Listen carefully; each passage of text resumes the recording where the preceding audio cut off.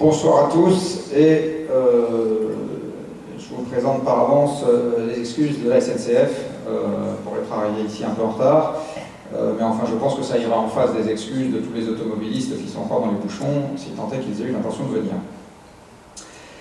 Je vais essayer de vous présenter en peu de temps beaucoup trop de choses. Alors, comme je suis un grand bavard, je vais pour une fois commencer par vous présenter des conclusions de ce que je vais vous raconter. Et puis après, comme ça me permettra de couper éventuellement dans les explications si je suis pris par le temps. Alors, les conclusions que je vais essayer de vous livrer ce soir, en voici quelques-unes. La première, c'est que si vous regardez, c'est une des choses que je vais essayer d'expliquer, comment a évolué le monde économique depuis 2 siècles, vous trouvez à l'origine de ce qui s'est passé pour 95% de l'énergie et pour 5% des tas de brillants ingénieurs et autres trucs de cette nature. Donc dit autrement, l'essentiel de ce qui s'est passé sur les 2 derniers siècles s'explique par le fait qu'on ait trouvé sur Terre une énergie disponible en quantité très abondante et assez facile à extraire du sol. La deuxième chose importante que je vais essayer de vous expliquer, alors ça c'est une pierre dans le jardin des économistes, c'est que en ce qui concerne l'énergie, ce qui compte c'est pas tellement le prix, malgré les cris d'orfraie d'un certain nombre d'industriels en ce moment, c'est le volume. Donc en fait ce qui compte c'est le nombre de kilowattheures, c'est pas tellement le prix des kilowattheures. Alors, évidemment, ceci va parfois avec cela dans les investissements, mais à l'arrivée ce qui compte c'est les volumes. La troisième chose que je vais vous montrer, et qui pour ceux d'entre vous qui ont suivi le fameux débat national qui a eu lieu en France, notre premier problème aujourd'hui en Europe, c'est que l'approvisionnement pétrolier et gazier est déjà orienté à la baisse, que ça va continuer. C'est un truc qui n'a absolument pas préoccupé, sauf marginalement, le monde politique français dans le débat qui l'a initié, parce que ce débat se préoccupait d'une promesse électorale, à mon avis, sans grand intérêt. Mais ce qui, du coup, va nous arriver à partir de maintenant, c'est que le paysage économique standard sera la récession. Alors je ne sais pas si le plan de sauvetage des retraites, le énième du genre qui est en train d'être discuté, prévoit comme d'habitude que dans 2 ans, j'aurai craché par terre, la croissance revient à 3% par an, c'est complètement exclu, il faudra que je regarde. C'est sûr que ça n'arrivera pas. Donc le plan de sauvetage des retraites à faire aujourd'hui, c'est avec une croissance à 0, voire plutôt à moins pas grand-chose. Ceci va avec cela, on a pendant longtemps eu l'impression que le temps jouait pour nous. Vous savez, quand vous grandissez, vous êtes de plus en plus fort, le temps joue pour vous, et donc dans 2 ans, ce sera plus facile. Quand on est dans une course contre la montre, c'est l'inverse qui s'applique, c'est-à-dire que plus on attend et plus la facture est importante. Et là, on est rentré dans le paradigme inverse de celui qu'on avait jusqu'à maintenant, c'est-à-dire que le temps joue contre nous. Et plus on repousse, plus en fait, on décide de fait d'avoir la solution involontaire qui s'applique et des choses douloureuses qui s'appliquent aussi. On aura un peu de technique dans la manière dont il faut s'adapter à la situation, beaucoup d'autres choses. Là aussi, en France, on aime bien voir Magic Technique partout et penser que ça va être tous les smart, tout ce qu'on veut, qui vont nous sauver. Oui, ils vont contribuer un peu, mais on va surtout devoir beaucoup se creuser les méninges sur la manière dont on s'organise et sur les règles économiques qu'on applique. Une des choses également que je dirais tout à la fin, c'est que changer le monde pour le meilleur, on va dire, est extrêmement intensif en capital. C'est totalement irréaliste de penser qu'on va y arriver avec de l'économie de marché partout. Un des exemples, on y viendra, c'est que par exemple, gérer la structure de la production électrique en Europe avec toute l'électricité dans un grand marché, je ne sais pas où ça nous mènera, mais sûrement pas vers des trucs intéressants. Alors, ce que je vais également vous montrer, c'est qu'en matière énergétique, donc l'Europe est déjà de dos au mur, dit autrement, l'urgence c'est maintenant, pour reprendre un slogan de campagne, et c'est paradoxalement, éventuellement une chance, si on sait la saisir, parce que vous savez que les grandes réalisations vont souvent en face de grands défis, donc le grand défi il est tout de suite, et si on sait y répondre, c'est là, paradoxalement, qu'on prend les meilleures options de se retrouver très bien armé pour aider les autres pays qui voudront faire quelque chose pour le climat, de se lancer dans ce genre de bataille. Ça demande cependant quelques petites choses, là aussi je vais y venir. La première, c'est qu'on traite des problèmes qui sont correctement définis et pas des problèmes sur lesquels chacun voit la définition devant sa porte. Un exemple, tiens, tiré de l'actualité récente, on a demandé aux Français s'ils étaient pour ou contre la transition énergétique. Je suis sûr que si je demande à chacun d'entre vous de prendre une feuille A4 et de m'écrire en 4 lignes ce que c'est pour vous que la transition énergétique, et puis je récolte les copies à la sortie, là, je ne sais pas, vous êtes 100 dans la salle, j'ai 100 définitions différentes. Alors, moi je veux bien qu'on sonde les gens sur un truc que personne n'a défini, je ne vois pas tellement l'utilité de la chose. C'est très classique dans ces débats, c'est-à-dire qu'on fait délibérément l'effort de surtout ne pas séparer les notions qui sont objectives et explicitables et les choses qui dépendent de nos envies collectives. La deuxième chose qu'il faudra faire, si on a l'intention de sortir correctement du problème que je vais vous exposer, c'est qu'il va falloir parler à la fois plus et moins d'économie. C'est-à-dire qu'il va falloir arrêter de regarder avec la même dévotion que dans l'ancien temps on regardait les gens qui ouvraient les macros pour lire dans leurs entrailles. Il va falloir arrêter de regarder les macroéconomistes qui se sont mis à raconter n'importe quoi, parce qu'ils n'ont pas les bons outils pour lire l'avenir. Par contre, il va falloir mettre plus de microéconomie dans la manière dont on gère nos problèmes. Dit autrement, si on s'attaque aux problèmes d'environnement avec des vues sentimentales sur ce qu'on vient de faire, c'est à peu près sûr qu'on va faire des choses qui ne correspondront pas aux problèmes à traiter. Et pour le moment, on met l'économie là où elle ne doit pas être, et on n'en met pas assez là où elle doit être. Et enfin, il n'y aura pas de solution au problème que je vais vous exposer sans perte de pouvoir d'achat. De toute façon, la perte de pouvoir d'achat, on va l'avoir. Il faut se faire à cette idée. La bonne question, c'est comment ça se gère. Mais de toute façon, les retraites vont baisser. De toute façon, le pouvoir d'achat va baisser. Tout ça est à peu près écrit.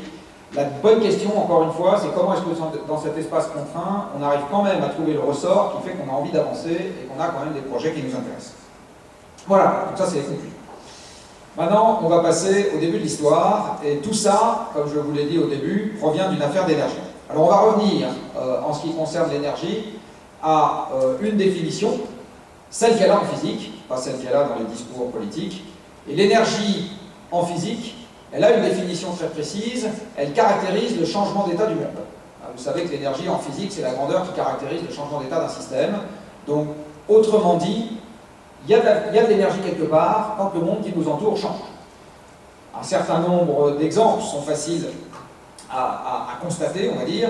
Quand vous avez une température qui change quelque part, vous voyez bien qu'il y a de l'énergie qui entre en jeu, que ce soit pour chauffer ou refroidir un objet ou une pièce. Quand vous avez une vitesse qui change, vous avez de l'énergie qui entre en jeu, là aussi, que ce soit pour accélérer ou ralentir.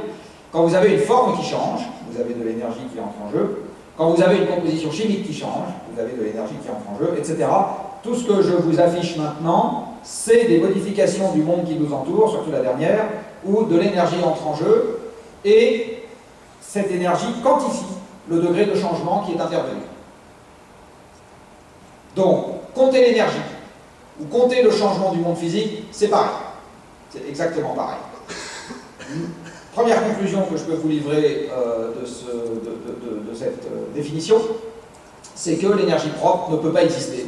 Par définition, elle ne peut pas exister, puisqu'avoir utilisé de l'énergie, c'est avoir changé quelque chose, et être propre, comme vous le savez, c'est avoir laissé les choses en l'état. C'est ce que vous trouvez dans les toilettes, quand vous êtes prié de ne pas faire le cochon. Donc, laisser les choses en l'état, être propre, utiliser de l'énergie, avoir changé quelque chose.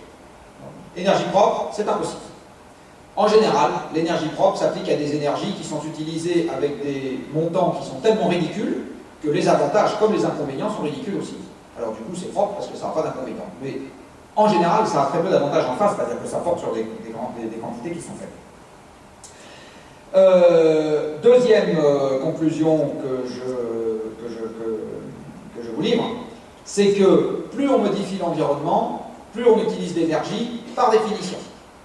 Donc plus on utilise d'énergie, plus il se passe de choses autour de nous. Et plus, en particulier, vous allez créer des effets indésirables qui sont en général proportionnels aux modifications. Il y a une loi très importante en matière d'énergie qu'un certain nombre d'entre vous ont probablement gardée en mémoire, parce qu'on l'a douloureusement apprise sur les bancs de l'école, qui s'appelle la loi de conservation de l'énergie. La loi de conservation de l'énergie vous dit quelque chose de très simple. Elle vous dit que quand vous avez affaire à un système qui ne communique pas avec l'extérieur, la quantité d'énergie qui s'y trouve est constante. Et il y aura probablement, encore une fois, qu'un certain nombre d'entre vous s'en rappellent. Si je prends la communauté des hommes, qui est un système, si j'empêche la communauté des hommes de communiquer avec le reste de la planète, la communauté des hommes ne peut pas disposer d'une énergie en quantité croissante. La seule manière pour les hommes d'avoir plus d'énergie, c'est d'aller la chercher dans l'environnement. Je vais vous reformuler ça autrement. L'homme, les activités productives des hommes, ne savent rien faire d'autre que d'exploiter à leur profit une énergie qui existe déjà dans l'environnement. Nous ne sommes pas Prométhée, nous ne pouvons pas créer d'énergie. Interdit. Même si on fait ça dans une promesse électorale. Tout ce que nous pouvons faire, c'est extraire de l'environnement une énergie qui s'y trouve déjà. Alors l'énergie qu'on a le droit d'extraire de l'environnement s'appelle une énergie primaire. C'est soit quelque chose qui brûle, par exemple du charbon, du pétrole, soit des noyaux qui se cassent en deux, par exemple des noyaux fissiles, soit un corps qui est déjà en mouvement, de l'air, de l'eau, etc. Tout ça s'appelle de l'énergie primaire. Alors comme vous ne savez pas encore, et moi non plus, mettre les éclairs d'orage dans votre machine à café, cette énergie primaire, on va la transformer pour en faire ce qu'on appelle de l'énergie finale, qui est celle qui est utilisée par les machines innombrables que nous utilisons aujourd'hui, et qui sont des carburants raffinés, d'électricité, etc. Quand vous passez de l'énergie primaire à l'énergie finale, vous avez toujours des pertes grâce aux bonnes vieilles lois de la thermodynamique. Cette énergie finale, en général, vous ne l'achetez pas pour le plaisir. Moi, ça ne m'a jamais fondamentalement excité d'acheter un litre d'essence ou un kilowattheure d'électricité. En général, vous faites ça parce que ça vous rend service. Et donc, ce qui va vraiment vous être utile, en fait, c'est l'énergie dite utile. Vous achetez de l'énergie parce que vous êtes intéressé par des degrés du mouvement, de la transformation, une charge qui monte, etc. C'est ça qui vous intéresse. Alors, cette énergie utile, vous l'avez à partir de l'énergie finale. À chaque fois, vous avez des pertes. Alors, les pertes, quand vous allez de l'énergie primaire à l'énergie finale, vont de quelques pourcents, dans une très bonne raffinerie, par exemple, exploitant un très bon brut, à quasiment 75% si vous utilisez une vieille centrale à charbon bien crade. En général, les 3/4 de la chaleur vont aller chauffer les petits oiseaux. Et passer de finale à utile, vous avez aussi des pertes. Par exemple, le moteur de la voiture que vous utilisez, en général, il a un rendement de conversion d'à peu près 20% entre l'énergie thermique contenue dans l'essence que vous achetez et l'énergie cinétique de la voiture qui est mise en mouvement. Il y a un débat qui est toujours très confus dans les esprits quand on parle de gagner sur les pertes en ce qui concerne l'efficacité de l'engin qu'on utilise. Il y a un débat qui est toujours très confus dans les esprits entre efficacité et sobriété. Alors je vais essayer de vous le livrer rapidement. Si vous avez une voiture d'une tonne qui passe de 5 litres au 100 à 3 litres au 100, pour moi c'est de l'efficacité. Si vous avez une voiture qui passe de 5 litres au 100 à 3 litres au 100 en passant d'une tonne à 600 kg, ça c'est de la sobriété. D'accord ? C'est ma définition. Et je vais même être un peu plus précis que ça. Si vous passez volontairement de 1 tonne à 600 kg, c'est de la sobriété. Si vous passez involontairement de 1 tonne à 600 kg parce que vous n'arrivez pas à boucler vos fins de mois, c'est de la pauvreté ou de la précarité. D'accord ? Donc il y a 3 notions très proches en matière d'énergie qu'on mélange en permanence. L'efficacité, je ne change pas mon mode de vie, ça consomme moins. La sobriété, je change mon mode de vie, mais je le fais de manière organisée et délibérée, ça consomme moins. Je change mon mode de vie sous la contrainte, ça s'appelle la pauvreté ou la précarité. Sous la contrainte économique, en fait. Je craque, ça me tombe dessus, je change. Encore une fois, les 3 notions, c'est important de les distinguer. Alors maintenant, on va passer à l'ordre de grandeur qui justifie ce que je vous ai raconté tout à l'heure sur le fait que l'énergie a tout fait, ou presque, dans le monde qui nous entoure. Alors voici un touriste, je suis désolé, il n'est pas basque, celui-là, il est breton, de l'ancien temps. Et notre touriste breton de l'ancien temps s'en va avec son sac à dos particulier monter sur le Mont Blanc. Alors je ne crois pas qu'il y ait Astérix sur le Mont Blanc, mais peu importe, on va le faire monter sur le Mont Blanc. Donc voici Obélix parti pour monter sur le Mont Blanc. Alors je l'ai un peu fait maigrir, je pense qu'il était un peu plus lourd que ça. J'ai également fait maigrir son menhir, je pense qu'il était plus lourd que ça. Mais comme ça, j'ai un truc qui fait 100 kg, c'est facile pour les calculs. Et j'ai un peu rapetissé le Mont Blanc, exactement, je lui fais faire la moitié du Mont Blanc. Alors je reprends, je vous fais monter, je vous fais faire la moitié de la dénivelée qui va de Chamonix en haut du Mont Blanc, avec un gros sac sur le dos, avec vos jambes. Et bien en faisant ça, en luttant contre la gravitation, l'énergie mécanique que vos jambes vont restituer, c'est 1,5 kWh. Donc je prends une paire de jambes, que je fais travailler très dur pendant une journée. Vous allez quand même transpirer un grand coup en faisant ce genre de choses. Je suis désolé, j'aurais pu prendre un exemple avec le pic du midi. Désolé, je ferai ça la prochaine fois. Vous faites donc un énorme effort, 0,5 kWh. Admettons que vous soyez un sportif bien entraîné et que vous sachiez faire ça un jour sur 2 ou un jour sur 3. Eh bien, à la fin de l'année, vous aurez restitué une énergie mécanique de l'ordre de 100 kWh. D'accord ? 100 kWh d'énergie mécanique, c'est ce qu'un être humain bien entraîné est capable de fournir maximum avec ses jambes sur une année. Si maintenant je prends une paire de bras, donc je remplace les excavateurs des entreprises qui font les travaux pour Bouygues Immobilier par des pelles et des pioches, juste des pelles et des pioches, eh bien, une personne qui manie la pelle et la pioche sur une journée pour décaisser 6 mètres cubes de terre, et remonter d'un mètre, c'est pas mal, ça fait 15 tonnes, eh bien, lui, il va me fournir 0,05 kWh, et s'il fait ça un jour sur 2 ou un jour sur 3, il va faire 10 kWh par an. 10 kWh, ridicule. Ridicule, c'est l'énergie que vous avez dans un litre d'essence. Quand vous faites brûler un litre d'essence, eh bien, l'énergie de combustion de votre litre d'essence, c'est à peu près 10 kWh. Et une fois que vous allez faire passer ça dans un moteur, vous allez en ressortir 2 à 4 kWh d'énergie mécanique. Dit autrement, dans un petit litre d'essence, vous avez la même quantité de transformation du monde que dans 10 jours de travail de force de quelqu'un qui utilise ses jambes et dans 100 jours de travail de force de quelqu'un qui utilise ses bras, dans un litre d'essence. Encore une fois, vous transformez le monde avec un litre d'essence, autant que 10 personnes travaillant un jour avec leurs jambes, ou 100 personnes travaillant un jour avec leurs bras. Ce n'est pas le même prix. Si vous utilisez l'essence, vous déplacez, vous modifiez l'environnement à quelques dizaines de centimes de kilowattheure. Par contre, si vous prenez un ouvrier payé au SMIC, je vous rappelle qu'en France, normalement, vous n'avez pas le droit de faire moins, eh bien, vous allez payer le kilowattheure d'énergie mécanique 200 € s'il s'agit de ses jambes, 2000 € s'il s'agit de ses bras. Je le redis autrement, en France, quand vous modifiez l'environnement, quand vous modifiez physiquement l'environnement avec des paires de bras et de jambes, ça vous coûte 500 à 5000 fois plus cher que si vous mettez de l'essence dans un bulle de terre. Voilà. 500 à 5000 fois plus cher. Dit autrement, grâce à l'énergie abondante et à l'énorme exosquelette que nous avons créé autour de nous sous forme de bulldozers, de machines à café, d'ascenseurs, de pompes, de chariots, de convoyeurs, etc., eh bien, nous avons la capacité de modifier l'environnement pour quelques centaines de fois plus, quelques centaines de fois plus élevé que ce que nous ferions avec juste nos bras et nos jambes. Si on est politiquement très incorrect et qu'on utilise des esclaves, ce qui normalement est tout à fait interdit, qu'est-ce que vous faites avec un esclave? Vous l'achetez, ça vous coûte un peu d'argent, vous devez le nourrir, parce que sinon il meurt, vous devez l'empêcher de mourir de froid, etc. Et bien si vous faites le compte, même ça, ça vous amène des kilowattheures d'énergie mécanique pour 10 à 100 fois plus cher que la machine utilisant de l'essence. Mon sentiment, je ne suis pas le seul à penser ça, c'est que l'esclavage n'a pas disparu parce que l'homme est devenu foncièrement bon. Je ne pense pas que le code génétique ait changé en 6 générations, c'est juste devenu totalement inintéressant sur le plan économique. C'est la raison pour laquelle l'esclavage a disparu. Ceci allant avec cela, je ne sais pas si ça tiendra dans un monde qui gère, ou exactement qui ne gère pas sa décrue énergétique. Je vous rappelle que l'ancienne Rome et l'ancienne Athènes, les citoyens libres représentaient 1/10 ou 1/50 des esclaves qui trimaient autour de la cité pour faire en sorte que les citoyens libres aient le temps de vivre leur démocratie tranquillement. Donc l'ordre de grandeur que je vous expose là est à mon avis le truc qui a fait l'essentiel du monde qui nous entoure, et partant les retraites, le pouvoir d'achat, le tourisme, etc., etc. Alors voilà maintenant comment a évolué, exprimé en kilowattheure, l'approvisionnement énergétique par personne sur Terre depuis un siècle et demi. Il s'agit d'un approvisionnement par personne, c'est exprimé en kilowattheure par an. Alors ce que vous voyez, c'est que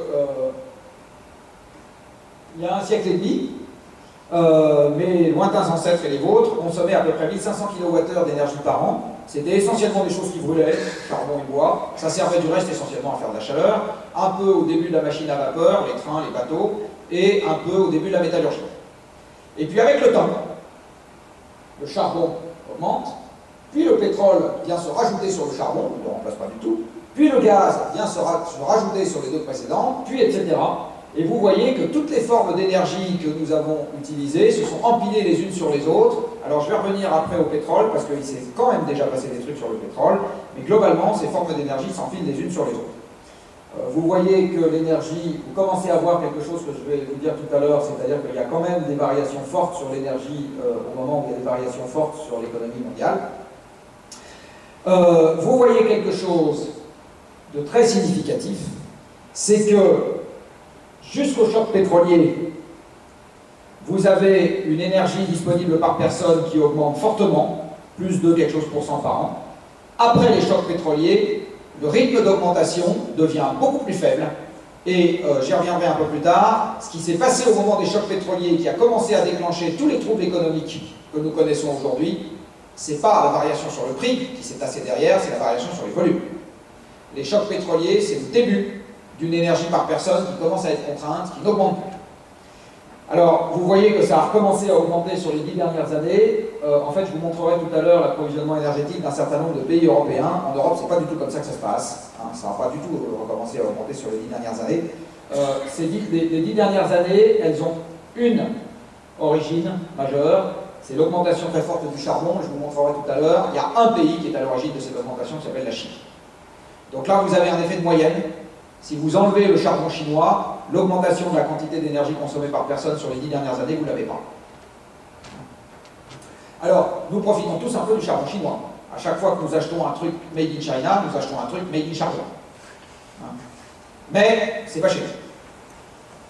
Ce que vous voyez également, c'est que la quantité de charbon utilisée par personne et par an, en moyenne mondiale, n'a jamais décru depuis qu'on a commencé à utiliser du charbon, et partant, la quantité totale de charbon utilisée dans le monde n'a jamais décru non plus.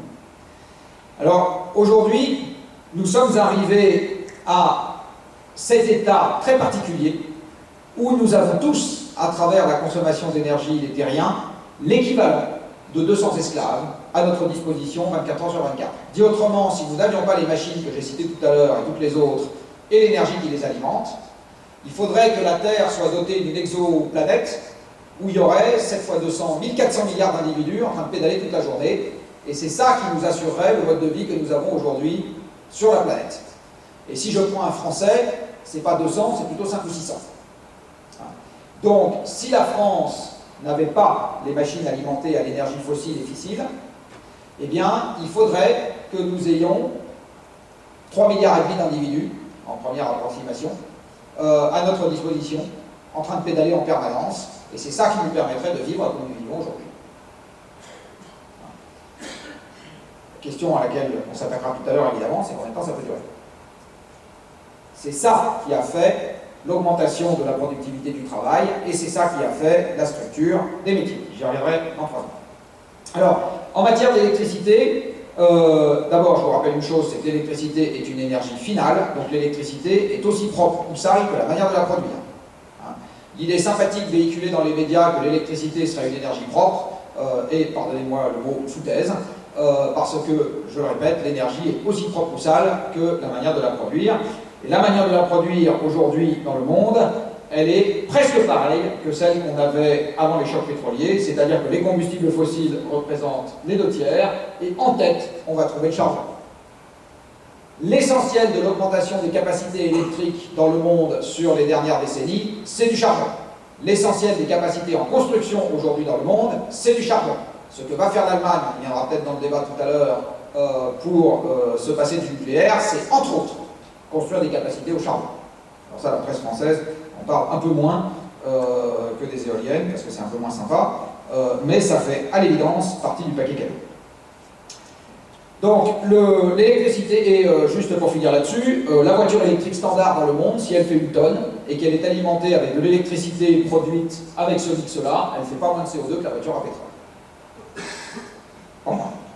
Donc c'est une très bonne idée peut-être pour passer du pétrole au charbon, mais ce n'est pas une bonne idée pour sauver le climat. Cette énergie abondante, et ça, si, c'est quelque chose d'absolument central pour les programmes politiques futurs, a, sur la durée, totalement déformé la structure des métiers. Alors maintenant, je vais vous montrer la France, mais si je prends l'Espagne, il s'est passé exactement la même chose, pas exactement sur les mêmes échelles de temps. Et si je regarde ce qui est en train de se passer aujourd'hui dans un certain nombre de pays d'Europe qui connaissent ou ont connu un approvisionnement énergétique fortement croissant ces derniers temps, il leur est arrivé exactement la même chose. Donc voilà la structure des métiers en France sur les 2 derniers siècles. Donc je prends un Français il y a 2 siècles, ça. 2 sur 3 est agriculteur ou paysan, fermier, ça comme vous voulez. Et la productivité agricole de l'époque est telle que cet homme-là ou cette femme-là est capable de se nourrir lui, plus 0,5 actif qui fait autre chose. D'accord ? Donc il y a 2 siècles, le Français qui va au boulot se lève le matin, fait 500 mètres pour aller dans le champ, la distance moyenne parcourue par personne et par jour il y a 2 siècles, c'était 1 ou 2 kilomètres à pied. Voilà, c'est ça aller au Turbin, c'était ça. Donc je me lève, je vais dans le champ, je fais pousser mes patates et je rentre. Et en faisant ça, je me nourris moi et je nourris 0,5 personnes qui fait autre chose. Et puis, avec le temps, on se met à avoir une industrie qui se développe grâce à l'énergie. Cette industrie, l'une des premières choses qu'elle va faire, c'est des engins agricoles performants, donc des charrues performantes, etc. À la fin du 19e siècle, vous voyez apparaître les premières moissonneuses-batteuses tirées par des dizaines de chevaux. Donc l'industrie se met au service de l'agriculture, la productivité agricole augmente déjà de manière significative, et comme les surfaces à cultiver, elles ne sont pas multipliables en fonction de l'énergie qu'on a, eh bien il y a plein de gens qui se mettent à pouvoir faire autre chose que de faire pousser des patates. Nous sommes à une époque où il y a plein d'énergie et plein de ressources à exploiter partout. Des poissons, des arbres, des minerais, etc. Donc on va faire des tas d'objets, des gros objets, par exemple des ponts, des maisons, des immeubles, des plus petits objets, des lunettes et des cuillères. Bref, on va exploiter tout le tableau de Mendeleïev, tout ce que Mère Nature a mis à notre disposition, en quantité croissante, avec de l'énergie croissante. Ça s'appelle l'industrie, que vous voyez se développer là. Et une fois qu'on a fabriqué, il faut vendre, il faut comptabiliser, il faut financer, etc. Ça s'appelle les services que vous voyez là. Et puis, comme une partie des gens vivent bien merci, ces gens-là, ils ont besoin de services personnels, des gardes d'enfants, des bonnes, etc. C'est une partie significative des services, c'est entre un tiers et la moitié à cette époque-là. Donc, l'industrie et les services augmentent. Et puis arrive le choc pétrolier. Et le choc pétrolier marque la fin de la hausse de la quantité d'énergie disponible par personne. La fin. Du coup, à ce moment-là, le flux global, il arrête d'augmenter, poussé par l'énergie. Par contre, il continue à augmenter, poussé par les gains de productivité liés à aux astuces, on va dire, à la technique. Hein. Donc on se retrouve avec juste les gains liés à la technique, mais plus les gains liés à l'énergie. Et à ce moment, le flux global ne va plus assez vite pour les gens, pour les gains de productivité unitaires qu'on continue à faire grâce à la technique, et le secteur commence en proportion à se dégonfler. Mais c'est aussi à cette époque qu'on voit apparaître une nouvelle catégorie de travailleurs qui n'existait pas avant, qui s'appelle les chômeurs. Au moment des premiers chocs pétroliers, vous voyez apparaître le chômage dit structurel, c'est-à-dire que vous avez une telle productivité chez les gens qui travaillent à cause de l'énergie que vous avez en permanence une fraction de gens qui n'a rien à faire. En permanence, une fraction de gens qui n'a rien à faire. Alors, il y a des sociétés dans lesquelles on a planqué ces gens-là dans des endroits où ils attendent à côté de l'ascenseur, par exemple comme au Japon, mais vous voyez arriver partout, encore une fois partout, des gens qui sont improductifs au sens où on l'entendait avant, c'est-à-dire qu'ils n'ont pas besoin de travailler de la matière, ils n'ont pas besoin de gérer des objets travaillés, ils sont là à attendre que les choses se passent sous une forme ou sous une autre. C'est aussi grâce à ça, du reste, c'est aussi à cause de ça, là j'ai pas le temps de détailler, qu'on voit réenfler la dette, on y reviendra peut-être s'il y a des questions. Alors voilà, ça c'est une vision dynamique pour la France. Maintenant je vais vous montrer que pour les autres pays dans le monde, il s'est passé la même chose, ou exactement il se passe la même chose. Vous avez ici un graphique qui vous donne, pour chaque point bleu représente un pays dans le monde, et pour chaque pays dans le monde, en abscisse, vous avez la quantité d'énergie utilisée par personne et par an, et en ordonnée, vous avez la fraction des gens qui travaillent dans l'agriculture. Eh bien, ce que vous voyez de manière absolument spectaculaire, à part quelques points singuliers, c'est que plus il y a d'énergie disponible par personne, et moins il y a de gens dans l'agriculture. Donc, l'exode rural est une contrepartie inexorable de la hausse de la quantité d'énergie disponible dans un pays. Voilà autre chose, pardon, je vais revenir à ce graphique. Ce que vous voyez aussi sur ce graphique, c'est que contrairement à l'idée couramment répandue, alors là je ne vais pas me faire bien voir de l'immobilier, une société très fortement tertiarisée n'est pas une société dématérialisée, c'est une société qui est très fortement énergivore et qui a confié toutes les tâches productives à des machines mangeant de l'énergie. Et c'est à ce moment que les gens sont tous disponibles pour faire des études et aller dans un bureau manipuler de l'information. Dans les sociétés qui ne consomment pas beaucoup d'énergie, il n'y a pas des armées d'employés de bureau. Les armées d'employés de bureau, c'est la marque des sociétés qui consomment beaucoup d'énergie. Et on le voit typiquement sur ce graphique, où là, vous avez pour tous les pays dans le monde où j'avais les statistiques, la fraction d'emploi que vous avez dans les services, et en ordonnée, les émissions de CO2 par personne et par an, c'est-à-dire la consommation d'énergie fossile par personne et par an. Eh bien, on peut longuement s'interroger sur la qualité de la corrélation à la hausse. Par contre, un truc qui est absolument certain, c'est qu'il n'y a pas de corrélation à la baisse. Vous ne voyez pas sur ce graphique que plus il y a d'emplois dans les services et plus les émissions par personne sont basses. C'est la seule chose que vous ne voyez pas sur ce graphique. Donc l'idée sympathique qui est qu'il suffit que les gens soient dans un bureau avec le pli du pantalon impeccable quand ils en sortent pour dématérialiser l'économie, c'est malheureusement totalement faux. Ça correspond au contraire à une économie fortement matérialisée. Alors maintenant je vous le dis d'une autre manière, mon sentiment c'est qu'une économie qui utilisera moins d'énergie est une économie dans laquelle on transpirera plus. Contrairement à l'idée couramment répandue qui est qu'on n'en fichera rien, je ne le crois pas. Je crois que c'est une société dans laquelle on transpirera plus. Ce n'est pas nécessairement une mauvaise chose, mais en tout cas, je pense que c'est comme ça que les choses vont s'organiser. Alors, je vous le disais tout à l'heure, l'énergie, c'est la transformation. L'énergie nous permet donc de transformer toutes les matières qui sont disponibles sur Terre. Donc ici, vous avez la consommation d'énergie de l'industrie, c'est pas tellement pour que vous appreniez ça par cœur, c'est juste pour vous dire que grâce à l'énergie, on transforme tout, absolument tout. Les métaux, les matériaux de carrière, etc., ce qui pousse, bref, on transforme absolument tout, ce qui nous permet d'avoir la kyrielle d'objets que vous avez autour de vous. J'y reviendrai tout à l'heure. Dans cette salle, il n'y a rien d'autre que des ressources naturelles transformées par l'énergie. Il n'y a rien d'autre que ça. D'accord ? Vos vêtements, les fauteuils, cet ordinateur, ce pupitre, les lampes, tout ça, c'est des ressources naturelles transformées par l'énergie. Il n'y a rien d'autre dans cette salle. Cet immeuble aussi, en fait. Alors, une fois que je vous ai dit ça, eh bien, on va comprendre pourquoi les modèles macroéconomiques sont devenus à peu de choses près assimilables aux entrailles de macro. Vous avez ici la représentation classique du système économique que, en général, on a l'habitude de manipuler quand M. Hollande est invité de Capital. Je n'ai pas regardé, mais je suis prêt à parier qu'il a sorti des trucs qui vont être très cohérents à ce que je vais raconter.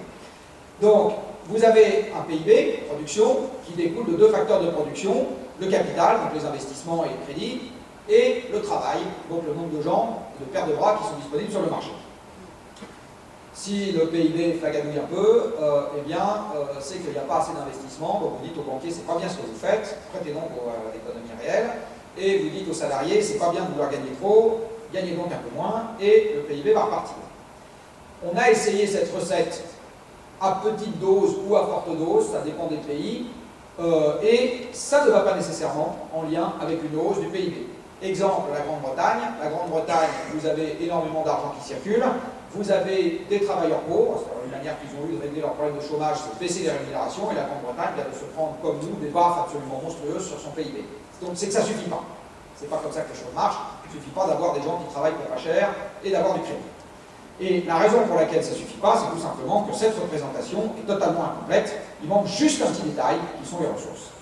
Dit autrement, si vous regardez physiquement comment s'organise notre système productif, c'est ce que je vous disais tout à l'heure, notre système productif, c'est rien d'autre que des ressources naturelles gratuites, transformées par notre activité payante. C'est ça, la production des hommes. Le tableau de Mendeleïev, il est gratuit. Les hydrocarbures sont gratuits, personne dans cette salle n'a payé quoi que ce soit pour que se forme le pétrole, le gaz et le charbon.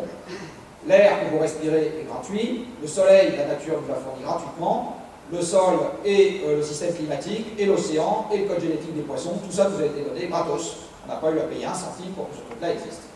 Par contre, nous, on se lève le matin et on va pêcher les poissons avec un bateau fait en fer qu'on a trouvé gratuitement.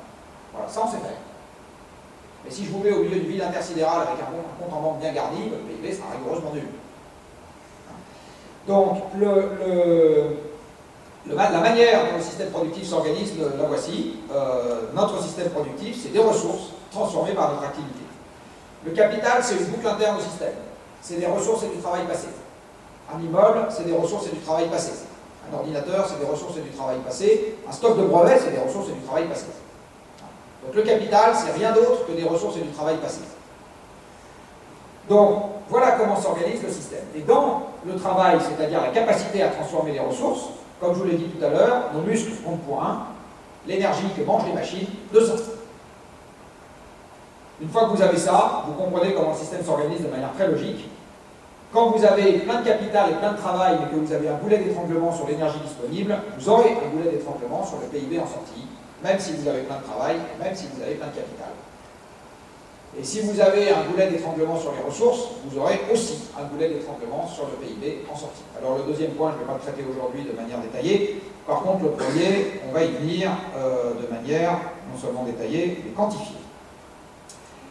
Alors, ceci va avec cela. On va passer de la théorie au banc d'essai. Si effectivement on a un rapport de 1 à 200 entre le PIB, pardon, entre notre travail et l'énergie que mangent les machines, on doit s'attendre à ce que le PIB varie au premier ordre, comme l'énergie que mangent les machines. Et c'est bien le cas. Vous avez sur ce graphique, en vert, la variation de la quantité d'énergie consommée dans le monde, et en bleu, la variation du PIB mondial. Et vous voyez qu'on trouve bien ce qu'on s'attend à trouver, c'est-à-dire que le PIB varie très exactement, comme l'énergie consommée par les hommes. Une autre représentation de la même chose, la voici. Vous avez ici un graphique sur lequel, alors je suis désolé, je n'ai pas encore le PIB 2012, j'ai l'énergie 2012, je n'ai pas encore le PIB 2012, donc pour le monde, donc il manque le dernier point. Vous avez une série de points qui va de 1965, ici, à 2011, là, et pour chaque point, j'ai mis en abscisse le PIB mondial de l'année, en dollars constants, la consommation d'énergie de l'année, et en ordonnée, le PIB de l'année en dollars constants. Eh bien, ce que vous voyez, c'est que ces points s'organisent de manière extrêmement remarquable le long d'une droite. Donc, le modèle macroéconomique de l'INSEE, le voici. Vous avez besoin d'avoir la quantité d'énergie, et sur le long terme, vous n'êtes pas très loin d'avoir le PIB. Vous voyez même un point de rebroussement en 2009. Là, vous voyez, ça craque, ça rebique un peu avant de repartir. Alors, c'est normal, encore une fois. L'énergie, c'est la transformation physique. L'économie, c'est la transformation économique. Dit autrement, la valeur ajoutée, dont la somme fait le PIB, ça correspond à une transformation. La valeur ajoutée, c'est que vous transformez entre ce qui rentre et ce qui sort d'une entreprise. Entre les deux, vous avez fait quelque chose. Alors, le quelque chose peut être une modification de forme, de lieu, de couleur, de n'importe quoi. Vous avez modifié. Et en sortie, c'est modifié. Vous avez donc de la valeur ajoutée et de l'énergie qui est intervenue. Ce que vous dit ce graphique, c'est qu'au fond, l'efficacité énergétique sur les 50 dernières années a assez peu varié. Et donc, c'est l'énergie, c'est-à-dire la transformation physique, qui pilote la valeur ajoutée, c'est-à-dire le PIB. On va maintenant théoriser un tout petit peu ce truc-là, avec une règle de 3. Normalement, c'est moins compliqué qu'un modèle macroéconomique. Alors, ma règle de 3, qu'est-ce qu'elle dit? Elle commence par dire que le PIB mondial est égal à lui-même, ce sur quoi j'espère qu'on sera d'accord. Je divise et je multiplie à droite par l'énergie. Alors, encore une fois, ce facteur, je ne l'ai pas choisi au hasard. J'aurais pu multiplier et diviser à droite par le nombre d'étoiles de mer dans l'océan Atlantique. On dit qu'est-ce que vous faites du PIB sur les étoiles de mer, on voit ce qu'on en fait. Là, le PIB sur l'énergie, encore une fois, c'est combien d'euros de valeur ajoutée j'ai pour combien de modifications du monde j'ai fait. Donc, en bas, j'ai modifié le monde à hauteur d'un certain nombre de kilowattheures. En haut, j'ai la valeur ajoutée qui en résulte. Il n'y a jamais l'un sans l'autre. Il n'y a jamais le terme du haut sans le terme du bas. Et je vais rajouter la population parce que le PIB par personne, comme vous le savez, c'est la fiche de paye chère aux déclarations de campagne. Et donc c'est quelque chose qui a de l'importance dans les débats publics. Donc ce que je viens d'écrire, c'est que le PIB par personne, les revenus par personne, sont strictement égaux. Strictement égaux. À l'énergie par personne, fois l'efficacité énergétique de l'économie. Strictement égal. Et cette affaire, je vais regarder comment elle varie dans le temps. Alors au premier ordre, vous pouvez vérifier sur Excel que j'ai raison, la variation dans le temps du PIB par personne, au premier ordre, c'est la variation dans le temps de l'énergie par personne, plus la variation dans le temps de l'efficacité énergétique de l'économie. Alors, si vous regardez l'énergie par personne, c'est ce que je vous ai montré tout à l'heure, jusqu'en 74, enfin jusqu'en 80 exactement, ça augmentait de plus de 2% par an, après 0,4 en moyenne mondiale. L'efficacité énergétique de l'économie, en gros, augmente d'un petit point, pas très vite, hein, c'est ce que je vous ai montré tout à l'heure, elle augmente d'un petit point par an sur les 40 dernières années, mais si vous regardez bien ce graphique, en fait, vous constatez qu'il y a au moins deux périodes où ça n'augmente pas du tout, entre 60 et 70, et sur la dernière décennie. Hein. Donc dire l'efficacité énergétique de l'économie, c'est un truc qui nous est donné, c'est acquis, ça va toujours dans ce sens-là, vas-y, je t'explique. Et ce que vous dit donc la théorie, c'est que le PIB par personne, lui, il doit donc monter de plus de 3% par an avant 80, 0,8 plus 2,5, et il doit monter d'un peu plus de 1% par an après 1980. Alors, on va regarder ce que disent les chiffres. Ici, vous avez la variation du PIB par personne en moyenne mondiale depuis 1960. Et vous voyez que, effectivement, pendant les 30 glorieuses, en moyenne par décennie, parce que je vous ai mis en rouge la moyenne par décennie, on est bien dans les 3% quelque chose par an, et qu'après les chocs pétroliers, en moyenne sur la période, on est bien à 1, quelque chose % par an. Mon sentiment, c'est que ceci allant toujours avec cela, je ne vois pas de raison majeure pour laquelle, à partir de maintenant, il faudrait faire les budgets de l'État français et les plans pour l'avenir avec autre chose que zéro. Je ne vois pas de raison majeure. Et je vois d'autant moins une raison majeure qu'il y a peut-être quelques chefs d'entreprise dans cette salle, il y a peut-être quelques personnes qui font attention à leur budget personnel. Vous savez comme moi que c'est quand même plus facile de dépenser de l'argent quand on en a gagné un peu plus que ce à quoi on s'attendait, que de caler ses recettes sur un argent qui n'arrivera pas et d'essayer derrière de se démerder. Donc la prudence voudrait qu'à partir de maintenant, on fasse des budgets publics avec une croissance nulle, voire même une croissance négative, j'adore ce terme de croissance négative, avec une légère récession. S'il y a plus d'argent, on finira bien par s'arranger, mais s'il n'y en a pas plus, au moins on a anticipé le coup et on s'est organisé avec ce qui va vraiment nous arriver, même s'il y a des côtés pas sympas à ce qui nous arrive, peu importe, on est quand même mieux si on sait à peu près à quelle sauce on est mangé que si on rêve et que derrière on a Marine Le Pen. Parce qu'à mon avis, c'est comme ça que l'histoire va se terminer. Donc ce que je vous ai raconté depuis le début de cette intervention, c'est que nous avons des ressources et des hydrocarbures, tout ça est gratuit. Les hydrocarbures donnent la capacité de transformer le monde par les moteurs et la chimie. Ça nous a donné la totalité de ce qui nous entoure, ça nous a donné la productivité du travail, et donc ça nous a donné les études longues, les retraites, les fameuses retraites, la mondialisation, l'étalement urbain, l'augmentation de la surface habitable par personne, la mobilité pour tous, etc. etc. Tout ça, c'est des conséquences de l'énergie abondante. Tout ça, c'est des conséquences de l'énergie abondante. Tout. Tout. Il n'y a rien qui échappe. Alors, dans le monde de Heidi, c'est pas grave. Dans le monde dans lequel on vit, ça pose deux questions. La première, c'est qu'est-ce qu'on peut dire sur l'approvisionnement amont? Et quand je dis qu'est-ce qu'on peut dire, c'est qu'est-ce qu'on peut dire quand on regarde un peu les chiffres et qu'on va un peu cuisiner des experts techniques, pas juste qu'on lit le journal. Et qu'est-ce qu'on peut dire sur le fait de mettre dans l'atmosphère des gaz qui absorbent les infrarouges terrestres? Ça c'est pareil. Est-ce que là, dans l'un et ou dans l'autre, il n'y a pas des facteurs limitants qui vont faire en sorte que l'expansion perpétuelle va être un peu difficile à trouver? Alors on va commencer par le premier problème. Et le premier problème, on va commencer par rappeler encore une fois une petite règle de maths. Tout à l'heure c'était de la physique. Et ma petite règle de maths, elle dit une chose assez simple. Elle dit que si je tape dans un stock de départ qui est donné une fois pour toutes, donc imaginez que chez vous, vous ayez un stock de bouteilles, une bonne bouteille à boire, et puis ce stock est donné une fois pour toutes. Vous êtes d'accord avec moi que vous ne pourrez pas boire chaque jour un nombre croissant de bouteilles jusqu'à la nuit des temps. D'accord? Ça, vous n'y arriverez pas. Donc si vous avez un stock de départ qui est donné une fois pour toutes, vous ne pouvez pas chaque jour taper un peu plus dans le stock jusqu'à la nuit des temps. C'est pas possible. Vous ne pourrez même pas boire chaque jour la même quantité de bouteilles jusqu'à la nuit des temps. Même ça, c'est pas possible. Donc si vous avez un stock de départ qui est donné une fois pour toutes, vous ne pouvez pas taper dedans chaque jour à la même hauteur pour la nuit des temps. En fait, vous avez un théorème des maths qui vous permet de démontrer que quand vous avez un stock de départ qui est donné une fois pour toutes, vous ne pouvez pas échapper à trois conclusions.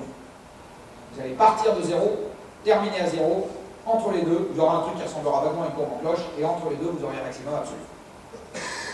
C'est des maths.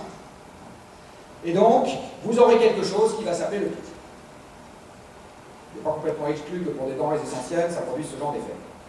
Ça sera vrai, non seulement pour le pétrole et le gaz, mais aussi pour tous les minerais métalliques, mais aussi pour le charbon. Dès que vous avez quelque chose, encore une fois, qui est disponible en quantité donnée une fois pour toutes, ou les matériaux de carrière, peu importe, vous aurez un pic à l'extraction agraire. Les seules questions, c'est à quel niveau, quand ou plus tard, et est-ce que c'est grave docteur, ou on contrefiche parce que ça concerne un truc qui n'a strictement aucune espèce d'intérêt, qui n'aura jamais aucune espèce d'intérêt. Donc si ça concerne le pétrole, c'est plus emmerdant que si ça concerne les silex. Enfin voilà, donc il y a des... En fonction du sujet concerné, c'est grave ou c'est moins grave, il faut s'en occuper ou il ne faut pas s'en occuper, et évidemment, si c'est pendant 3 millions d'années, c'est moins emmerdant que si c'est pour demain. Mais c'est un objet mathématique certain. Ça, c'est absolument essentiel à avoir en tête. Alors, prévoir les pics futurs, c'est facile quand ils sont passés. Voilà un exemple de pic. Il s'agit en l'occurrence de découvertes. Il y a une quantité donnée une fois pour toutes de pétrole à découvrir sur Terre. Le pétrole et donc vous avez nécessairement un pic aux découvertes annuelles. Alors ce pic, il est passé peu ou prou à l'époque de ma naissance. Vous voyez ici les découvertes de pétrole et de gaz récupérables qui sont graduées par demi-décennie, pourquoi on appelle les demi-décennies, peu importe, en milliards de barils équivalent pétrole. Donc ça veut dire par exemple que dans la première moitié de la décennie 60, donc entre 60 et 65, on a découvert à peu près 400 milliards de barils équivalent pétrole, de pétrole et de gaz. Là-dedans, vous avez un peu moins de 300 de pétrole et un peu plus de 100 de gaz. Ce que vous avez en haut, là, c'est le nom du plus grand champ qui a été découvert sur la période. Ça, c'est le plus grand champ pétrolier du monde, en Arabie Saoudite. Et ça, c'est les deux moitiés du plus grand champ gazier du monde. Donc, on a découvert du pétrole et du gaz, et vous voyez que les découvertes baissent très fortement. À cette échelle, ce qu'on a découvert au large du Brésil il n'y a pas longtemps, là, fait à peu près cette taille-là. Alors, je vous assure que pour les actionnaires de Petrobras, c'est une bonne affaire. Ça ne changera pas la donne mondiale. Donc, ça ne va pas changer la donne mondiale. Du reste, vous allez voir sur les graphiques suivants que ça ne la change pas. Alors, en ce qui concerne l'extraction du sol, voilà, je vous chante les étapes intermédiaires, voilà à quoi ressemblera vraisemblablement, ou ressemblerait vraisemblablement la disponibilité mondiale en liquide. Alors ça agrège du primaire et du final, c'est pas très propre comme graphique. Cette partie-là, c'est le pétrole brut, qui sort comme pétrole brut. Ça, c'est le pétrole brut qui sort des gisements dits offshore profonds, typiquement le Brésil. Ça, c'est déjà plus du brut. C'est du pétrole de synthèse issu des pétroles extra lourds que vous avez dans la ceinture de l'Orénoque, au Venezuela, et des sables bitumineux que vous avez au Canada. Donc c'est déjà du pétrole de synthèse, ça ne sort pas liquide de terre. Ça, c'est ce qu'on appelle des liquides de gaz, c'est les molécules C2 à C5 que vous trouvez dans le gaz, qui sont gazeuses à température et pression du gisement, et qui peuvent devenir liquides à température ordinaire et pression un peu élevée, enfin pas très élevée. Là, vous avez le fait que quand vous rentrez le brut dans une raffinerie en volume, il en sort un peu plus en produit raffiné qu'est-ce que rentre. Et ici, vous avez les agrocarburants, etc. Et nous sommes là.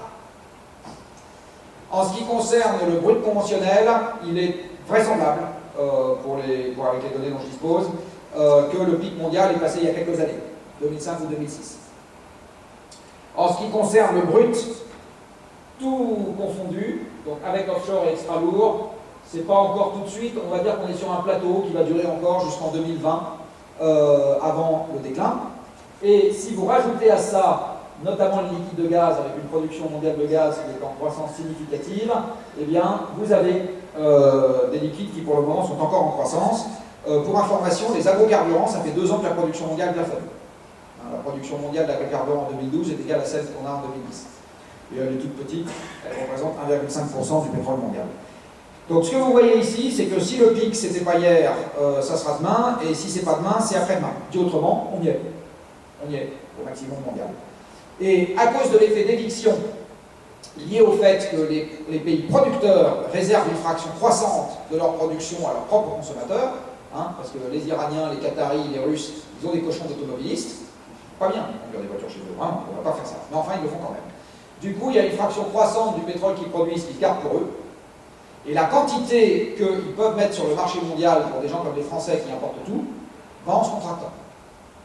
Cet effet est à l'œuvre depuis 2005. Depuis 2005 et depuis le moment où on a passé le pic de brut conventionnel, eh bien, vous verrez après l'effet sur l'Europe, et l'effet est extrêmement net. Alors souvent, les gens se posent la question, quand ils voient ça, combien est-ce que ça va me coûter? Et en fait, c'est triplement pas la question. C'est triplement pas la question, d'abord parce que vous êtes infoutu de prévoir le prix.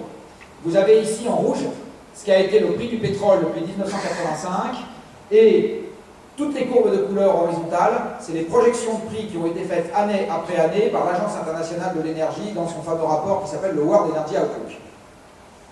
Voilà.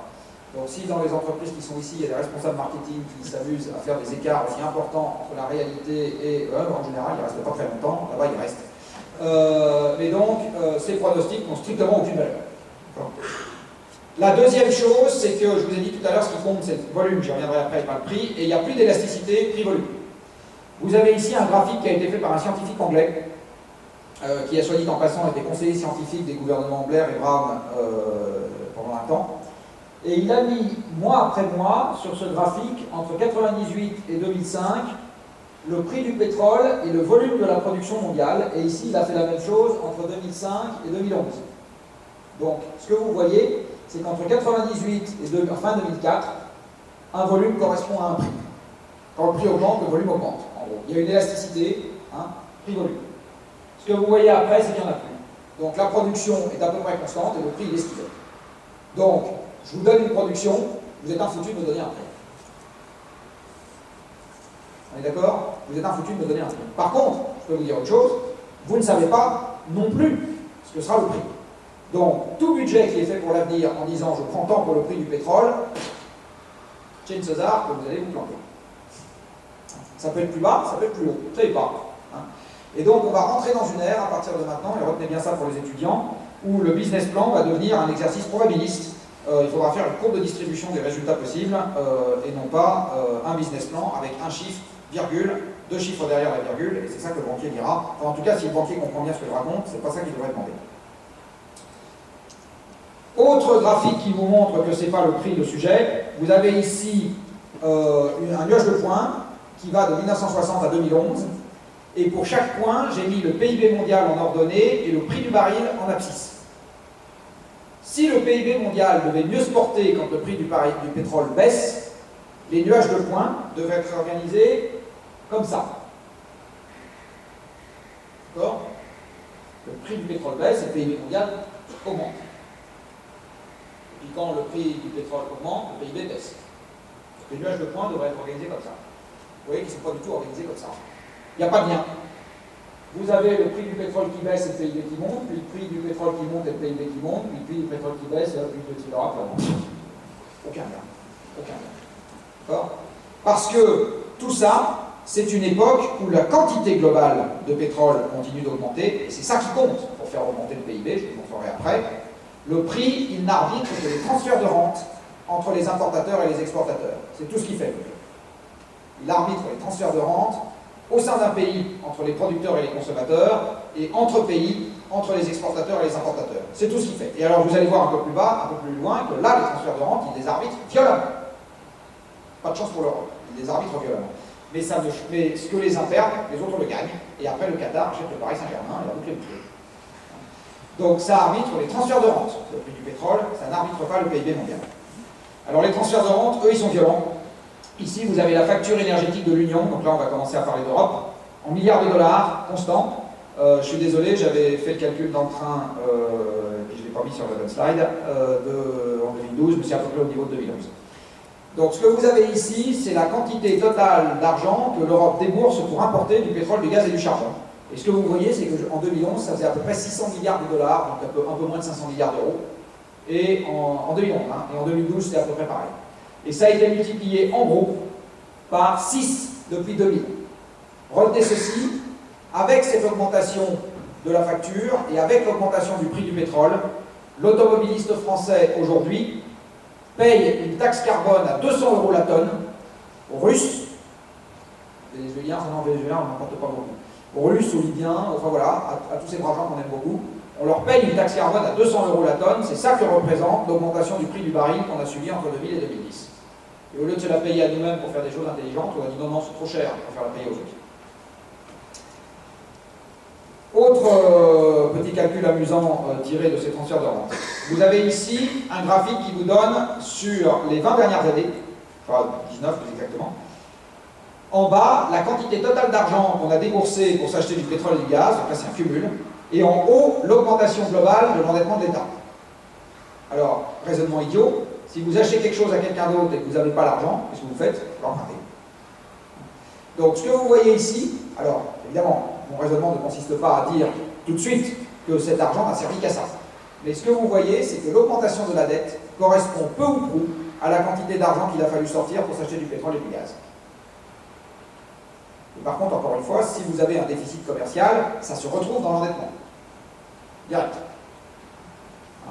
Donc il y a un vrai sujet à ne pas importer du pétrole et du gaz, deux éléments qui n'étaient pas dans le DNTE, dans le débat national, parce que quand même le nucléaire c'est beaucoup plus important. Il y a deux trucs qui n'étaient pas dans le débat, c'était ça. Ça c'est un des trucs qui n'était pas dans le débat.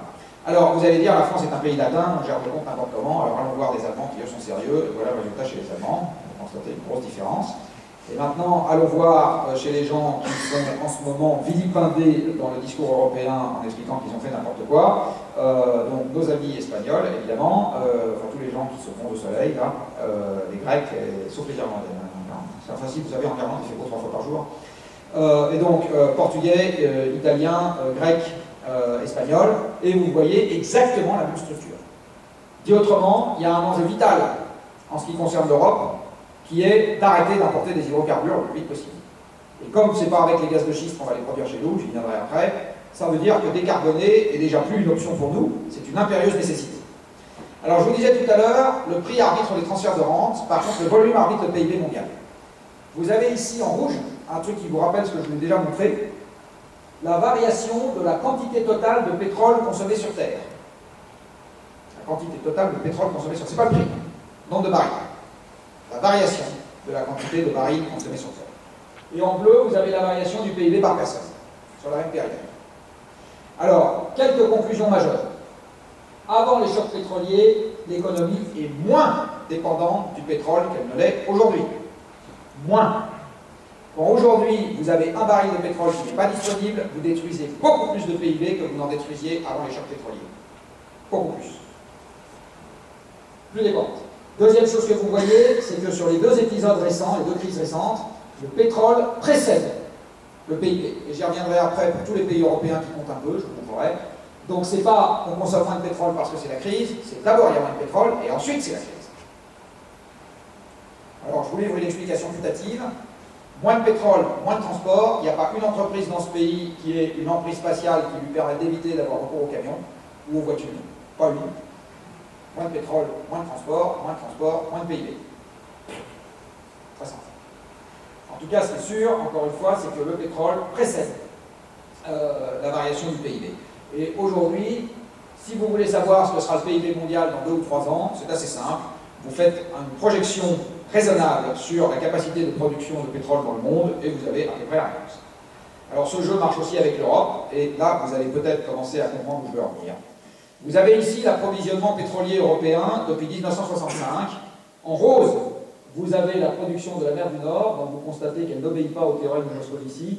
Vous savez, le théorème de Moscovici, il a dit ça 2 ou 3 mois après l'entrée en fonction de Hollande, c'est si on n'a pas assez de pétrole, il faut demander aux producteurs d'en produire plus.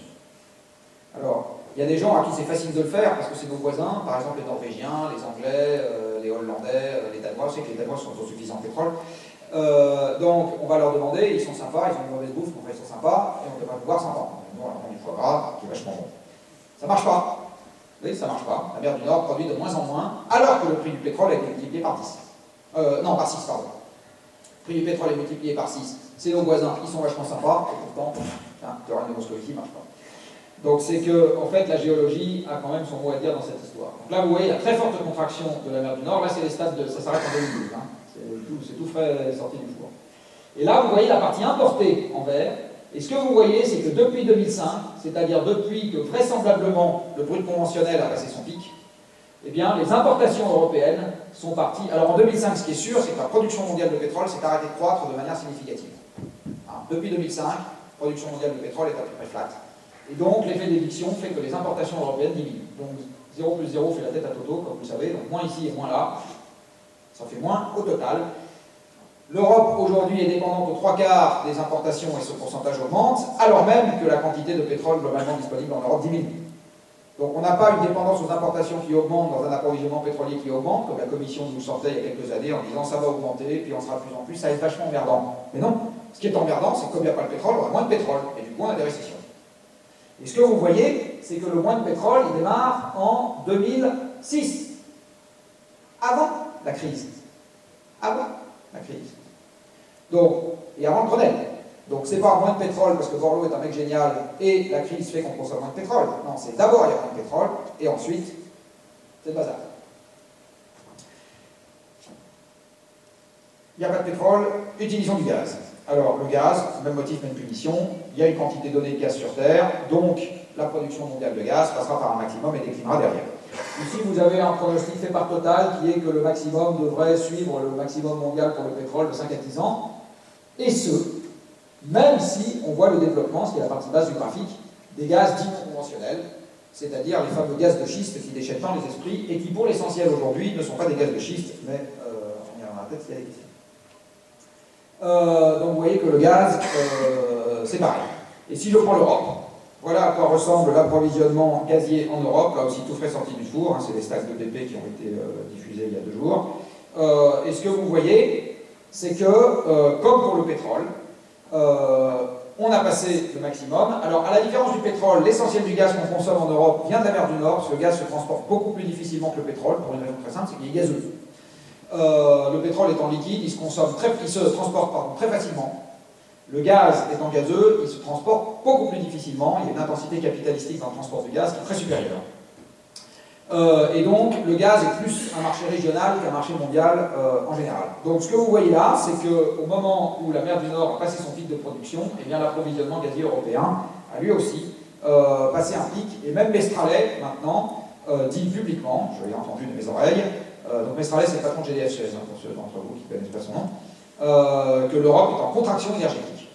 Voilà, il a osé prononcer ce mot il y a une dizaine de jours. Et on a perdu une dizaine. Alors, ceci va avec cela, là aussi on y reviendra peut-être s'il y a des questions. Il est bien évident que si on a un approvisionnement gazier en contraction en Europe, moi j'aimerais qu'on m'explique comment on va faire pour remplacer le nucléaire par du gaz, si c'est ça qu'on a envie de faire. Indépendamment de toute considération sur le CO2 et indépendamment de toute considération sur la dangerosité du nucléaire, je ne crois pas que ce soit possible à quelque chose qui ressemble au niveau de production électrique qu'on a aujourd'hui. Je ne pense pas que quelques centaines de térawattheures dans un grand pays européen, cas de la France, cas de l'Allemagne, cas de l'Espagne, etc., puissent se faire en remplaçant le nucléaire par du gaz. Je crois que juste, c'est pas possible. Il n'y a pas de gaz. Alors, voilà à quoi ressemblent les gaz non conventionnels. Les médias ont focalisé l'attention du lecteur sur un problème qui, à mon avis, n'en est pas un, qui est qu'on va injecter à 2000 mètres sous terre du pexitron. Je trouve très grave. Par contre, ça, c'était très emmerdant. L'exploitation des gaz non conventionnels suppose de faire une surface d'exploitation pour forer et exploiter les puits de 1 à 2 hectares tous les kilomètres. Moi, j'aimerais qu'on m'explique comment on va faire ça au milieu du bassin parisien avec les coûts d'expropriation, et j'aimerais qu'on m'explique comment on va faire ça au milieu des Cévennes avec les coûts de construction des infrastructures. Donc, je pense que si, un jour, il y a du gaz non conventionnel qui sort, j'y reviendrai là aussi s'il y a des questions, dans ce pays, ça sera quelques pourcents de la consommation actuelle de gaz, à un prix qui sera vraisemblablement 2 à 3 fois ce qu'on achète aujourd'hui sur le marché européen. Ça, je veux bien. Ça, je veux bien. Mais que ce soit le miracle qui va donner du boulot à tout le monde l'année prochaine, alors là, je parie ma retraite plus celle de tous ceux qui sont dans cette salle, que ça ne va pas changer grand-chose. Il y a du charbon. Voilà à quoi ressemble la consommation de charbon dans le monde. Alors, vous voyez, les pays de l'OCDE consomment à peu près la même chose depuis 40 ans. Et vous voyez ce fait intéressant qui est que la consommation de charbon suit l'activité économique depuis 2005. Comme le charbon sert aux 2 tiers à alimenter des centrales électriques, hein, les 2 tiers du charbon extrait dans le monde alimentent des centrales électriques, mon sentiment c'est qu'on a l'enchaînement suivant, pas assez de pétrole, pas assez de transport, pas assez de transport, pas assez de PIB, et du coup, là, pas assez de PIB, moins d'électricité. Si je regarde la production électrique dans tous les pays de l'OCDE, elle est passée par un maximum en 2008-2007. Et depuis, elle est légèrement en dessous, pas très en dessous, mais légèrement en dessous de ce maximum. Vous voyez que l'essentiel de l'augmentation de la consommation de charbon dans le monde, c'est la Chine. Et par effet de moyenne, c'est ce que ça donnait tout à l'heure. Alors maintenant, je vais faire un rapide overview des pays européens. Vous avez ici la France. Alors je suis désolé, ça j'ai pas eu le temps d'actualiser pour 2012, mais j'ai les preuves, j'ai le tableur. Dans tous les pays que je vais vous montrer, 2012 et sous 2011, en consommation énergétique primaire. Tous. Tous. La France est passée par un maximum de consommation énergétique en 2004. 2004, c'est-à-dire 3 à 4 ans avant le début du déclenchement de la crise. Alors ici, vous avez le PIB français depuis 1960 en monnaie constante. Sarkozy, qui ne sait pas qu'il y a un lien entre l'énergie et le PIB, promet l'augmentation du pouvoir d'achat. Ça ne marche pas, il se fait sortir. Hollande, qui ne comprend rien au lien entre l'énergie et le PIB, promet 2% de croissance dans 2 ans et le sauvetage des retraites, et il se fera sortir, enfin ça a commencé, sa cote de popularité, exactement pour les mêmes raisons. Exactement pour les mêmes raisons. Exactement pour les mêmes raisons. Donc, à partir de maintenant, donc vous voyez que la croissance zéro, c'est pas une vue de l'esprit, ça fait 5 ou 6 ans qu'on y est. Et ça va continuer. 2013, comme vous le savez, il y aura zéro. Les gens qui aiment bien la danse de la pluie espèrent qu'il y aura un petit zéro quelque chose pour 2014. Mais quelque part entre 2014 et 2016, on se prendra un nouveau coup de bambou. Donc, voilà, à partir de maintenant, une ère nouvelle s'ouvre. C'est pas nécessairement très grave, encore une fois. Par contre, si on n'a pas ça dans notre cahier des charges, c'est à peu près sûr que la manière dont la situation évoluera se fera à nos dépens. Alors, parlons de nos voisins. Je suis désolé, je ne commence pas par les Espagnols, je commence par les Italiens. Et donc, les Italiens, vous voyez que le maximum de leur consommation énergétique s'est produit en 2005 ou 2006, c'est-à-dire avant le début des emmerdements. Voilà nos amis espagnols, avec un maximum très marqué en 2007. Or, vous vous rappelez que la grosse crise espagnole, c'est 2009. Donc, c'est en 2007. Et vous avez en particulier une contraction très visible sur le pétrole. Très visible. Donc, le pétrole en Espagne, il a commencé à dégringoler 2 ans avant la grosse crise espagnole. Et par ailleurs, quelque chose que vous notez sur ce graphique, si vous le comparez avec le précédent, là vous voyez le pétrole, c'est important en Italie, 50% du mix, c'est encore plus important en Espagne avant la crise. Encore plus dans le mix. La Grèce, 60% de pétrole dans leur mix énergétique, ils passent par un maximum en 2006, 2007, avant la crise. Et alors là, je peux vous dire qu'en 2012, la chute du pétrole continue en Grèce de manière très nette. La Grande-Bretagne, 2005. Et là, vous voyez aussi la contraction sur l'ensemble charbon, pétrole, gaz. Charbon, pas tellement. Et comme les trois diminuent fortement, en fait, c'est que pétrole plus gaz diminue fortement. C'est en 2005 et 2006, respectivement, que les États-Unis, pardon, que la Grande-Bretagne est passée de exportateur à importateur de pétrole et de gaz. Le déclin des champs en mer du Nord a fait passer la Grande-Bretagne de exportateur à importateur de pétrole et de gaz en 2005 et 2006. Là, vous avez l'Allemagne. Alors, l'Allemagne a la réunification qui l'aide bien à diminuer sa quantité, notamment de charbon. Là, vous voyez, dans les années qui ont suivi la réunification, pas tellement de pétrole, pas tellement de gaz. Le nucléaire est à peu près stable jusqu'en 2006. C'est en 2006 que le nucléaire commence à diminuer en Allemagne, il ne faut pas s'y tromper. 2011, ça n'est en fait qu'un événement un peu brutal sur une tendance qui avait commencé avant. Et là, je n'ai pas le temps de vous montrer des statistiques fines sur l'électricité, c'est sur mon site pour ceux que ça intéresse, mais sachez que depuis 2006, ou en fait depuis le début de son plan renouvelable, l'Allemagne n'a pas substitué essentiellement des fossiles, elle a substitué essentiellement du nucléaire par de l'électricité renouvelable.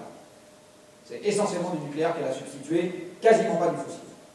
L'approvisionnement électrique fossile en Allemagne est resté à peu près stable sur la période. Et enfin, voici l'Union européenne prise dans son ensemble, et en 2012, nous sommes sous 2011. Bon. Et là, vous voyez bien, pour ceux à qui ce mot ne fait pas peur, la concavité qui a démarré il y a longtemps. La concavité, elle a démarré au début des années 90. Vous voyez, c'est très belle courbe. Très belle courbe. Et elle a continué, la belle courbe. Vers le bas, pendant un certain temps. Voilà le Japon. Pareil. Et voilà le gaz de schiste. Vous le voyez, vous, le gaz de schiste là-dedans? Est-ce que quelqu'un voit le gaz de schiste? Est-ce que quelqu'un voit le miracle du gaz de schiste? 2012 est en dessous de 2011. Je vous le dis, Premier truc que j'ai regardé quand j'ai eu les nouveaux chiffres. 2012 est en dessous de 2011. Est-ce que vous voyez le miracle du gaz de schiste? Bon. Donc moi, ce que je vois, c'est comme d'habitude le journal qui ne sait pas faire la différence entre 1 et 1 million. Ça, je vois. Mais le miracle du gaz de schiste, je ne le vois pas. Donc, les États-Unis, il n'y a pas le miracle du gaz de schiste. Les États-Unis ont un petit soubresaut. Voilà. 1 an, 3 ans, 5 ans, 8 ans, je ne sais pas. Petit soubresaut. Voilà l'ensemble de l'OCDE. Et voilà nos copains chinois et leurs copains à eux. Alors là, l'histoire est tout à fait différente. Et vous voyez qu'à la différence de tous les pays que je viens de passer, je vous remonte l'OCDE, où le pétrole est la première énergie consommée, chez eux, c'est le charbon. Typique de ce qu'on avait dans l'OCDE il y a un siècle, c'est-à-dire un pays en cours d'industrialisation où les gens se déplacent moins, construisent plus. Voilà, je vais vous raconter 3 trucs sur le climat quand même pour finir cette histoire. Donc, la première partie de cet exposé, c'est l'Europe est le dos au mur, l'énergie fossile fait notre économie, donc on a intérêt à s'exciter dardard sur la question des énergies fossiles, parce que sinon c'est l'effondrement qui nous attend et donc le totalitarisme. Le premier à nous avoir prophétisé ça, c'est Marcel Boiteux en 2004, qui a écrit un texte que je peux vous faire passer, dans lequel il dit très exactement ça en phrase de conclusion. J'ai une conclusion, c'est jamais une phrase laissée au hasard, surtout pas chez un type Boiteux, et il était on ne peut plus explicite dans sa conclusion. Donc on a vraiment intérêt à s'exciter sérieusement sur le sujet. Et c'est comme ça, je pense, que par ailleurs, on prend la meilleure option de s'occuper très sérieusement de la question du changement climatique, qui viendra en plus nous poser quelques petits désagréments si on n'y prend pas garde. Alors pour ça, je vais vous donner quelques petites images. Vous avez tous entendu dire que l'élévation de température moyenne qu'on pourrait avoir dans le monde, avec un climat qui se réchauffe significativement, c'est quelques degrés. Au cours de ce printemps pourri, tout le monde se dit on serait bien content de les avoir. Alors je vous signale que nous on ne les a peut-être pas, mais il y a des gens ailleurs qui les ont d'une manière qui est caractéristique du changement climatique en cours, c'est les lapons. Je ne sais pas si vous êtes au courant que les lapons ils se sont fait 30 degrés il n'y a pas longtemps. 30 degrés au mois de mai en Laponie, c'est quand même un truc qui n'arrive pas tous les 4 matins. C'est juste que le système dépressionnaire où l'anticyclone était ainsi positionné, que nous on avait l'air qui venait du nord, et donc on avait un peu froid, mais eux ils avaient l'air qui venait du sud et ils avaient sacrément chaud. Et si on fait la moyenne, bien sûr que c'était bien une situation très inédite. Alors, je reviens à ce que je dis. Vous avez ici ce à quoi ressemblerait l'Europe s'il n'y avait pas d'hommes, ce qu'on appelle la végétation climatique. Et vous voyez que s'il n'y a pas d'hommes, l'essentiel de l'Europe est couverte de forêts, pas de même nature, et il y a juste un endroit où il ne pleut pas assez, parce que c'est ça le facteur limitant, ici, là, où vous auriez de la steppe. Sinon, partout ailleurs, il pleut assez pour que vous ayez des arbres, et si vous les coupez, des champs. Voilà à quoi ressemble l'Europe il y a 20 000 ans. Alors il y a 20 000 ans, vous savez, on est au cœur de la dernière ère glaciaire, il fait plus froid. Comme il fait plus froid, vous avez des calottes qui sont posées, là vous avez une énorme calotte de quelques kilomètres d'épaisseur posée sur la Scandinavie. Comme il fait plus froid, il fait plus sec. Il fait plus sec. La région la plus sèche au monde, c'est l'Antarctique. Donc il fait plus sec. Et du coup, il n'y a pas assez de pluie pour qu'il y ait de la forêt. Vous avez des réserves d'Indiens, là, une là. Mais sinon, le reste de l'Europe est dans un climat beaucoup trop sec pour qu'il y ait de la végétation. Il ne s'agit même pas de température, hein, il s'agit de sécheresse. Évidemment, vous n'avez pas de système agricole possible dans ce genre de climat. Et enfin, l'eau qui constitue ces calottes glaciaires, qui a été prélevée dans l'océan, là vous avez les Alpes, a prélevé tellement d'eau, celle-là et celle qui était sur le Canada, que le niveau de l'océan a baissé de 120 mètres. L'océan est 120 mètres plus bas. Eh bien, la différence entre les deux cartes que je viens de vous présenter, c'est 5 degrés de moyenne planétaire. C'est juste 5 degrés de moyenne planétaire. Si je présente les choses autrement, voilà comment a évolué la température moyenne de la planète depuis là 20 000 ans. Et ce que vous voyez sur ce graphique, c'est que en 20 000 ans, la température qui était de 3 à 4 degrés plus froide qu'aujourd'hui s'est réchauffée jusqu'à, voilà, donc là le zéro n'est pas là où on est aujourd'hui, là c'est un peu plus chaud il y a quelques années, il y a quelques milliers d'années, pardon, mais en gros vous avez pris, allez, 4 à 5 degrés pour faire cette transition-là, et vous l'avez faite, vous voyez, en 10 000 ans. Donc une déglaciation, ce qui fait passer de la cartographie de gauche, dans ce que je vous ai montré, à la cartographie de droite, c'est 4 à 5 degrés en 10 000 ans. Voilà maintenant l'élévation de température que nous avons provoquée en un siècle. Alors, je peux vous dire une chose, nous sommes encore très loin d'en avoir vu toutes les conséquences. Nous sommes encore très loin d'en avoir vu toutes les conséquences. Et voilà ce qu'on aurait si on met des centrales à charbon partout. Simple. C'est très simple. Si on suit cette trajectoire-là, ça pose clairement la question de savoir combien de milliards de hommes et quelle espérance de vie par delà. Alors, je ne sais pas vous dire si ça en enlève 10 ou 50%, je ne sais pas vous dire si ça nous enlève 5 ou 50 ans d'espérance de vie. Par contre, je peux vous assurer que c'est ça le débat. Hein, c'est ça le débat. Ça appliquera à n'importe quoi entre 7 et 10 milliards d'individus sédentaires, n'ayant strictement aucune envie de partir avec leurs routes, leurs écoles, leurs champs et leurs habitudes culturelles sur le dos pour aller habiter ailleurs. Ça appliquerait à 7 à 10 milliards d'individus sédentaires une perturbation de leur environnement qui sera ingérable dans la joie et la bonne humeur. Et comme c'est une expérience grandeur nature que nous faisons pour la première fois, on peut imaginer ce que peuvent être les conséquences. Je vais vous en donner quelques exemples. On ne peut surtout pas imaginer ce que ça sera vraiment. Donc, dans les exemples qu'on peut donner, il va y avoir des déplacements d'écosystèmes, ça paraît absolument évident. Il va y avoir une augmentation de la biodiversité des agents pathogènes qui aiment bien la chaleur. il va y avoir une montée du niveau de l'eau. Ce truc-là va s'exercer avec des événements de type Cynthia et Katrina. C'est comme ça que va s'exercer la montée du niveau de l'eau. Ça rapproche doucement les infrastructures de bord de mer du niveau de l'eau. Et à l'occasion d'une vague de crue, d'une tempête, etc., qu'on a de toute façon, crac, c'est débordé et vous avez un événement discret qui vous fiche le bordel. C'est ça ce que va avoir comme effet la montée du niveau de l'eau. C'est pas la marée qui monte là et vous remontez un peu gentiment votre serviette histoire de ne pas avoir les doigts pieds mouillés. Ça, c'est l'idée qu'on a souvent de la montée du niveau de l'eau, no big deal. Sauf que la raffinerie, vous ne la montez pas avec sa serviette, le port, vous ne montez pas avec sa serviette, la voie de chemin de fer, vous ne la montez pas avec sa serviette, l'entrepôt, vous ne le montez pas avec sa serviette, et la centrale électrique, surtout, vous ne la montez pas avec sa serviette.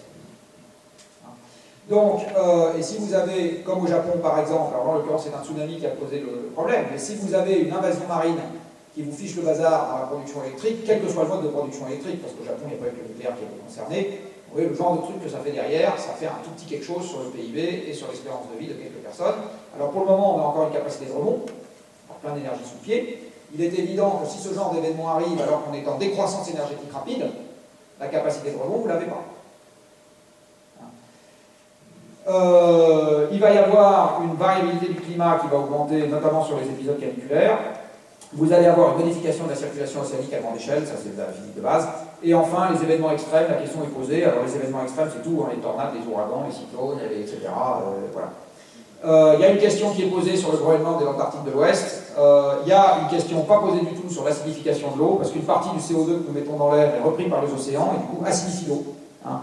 Il faut savoir que le pH de l'océan était à peu près stable, aux alentours de 8, depuis 25 millions d'années. Donc ça fait 25 millions d'années que le pH de l'océan se balade entre 8,1 plus quelque chose et 8,1 moins quelque chose. Et le plus et moins, c'est 0,2 point de pH en gros. Hein.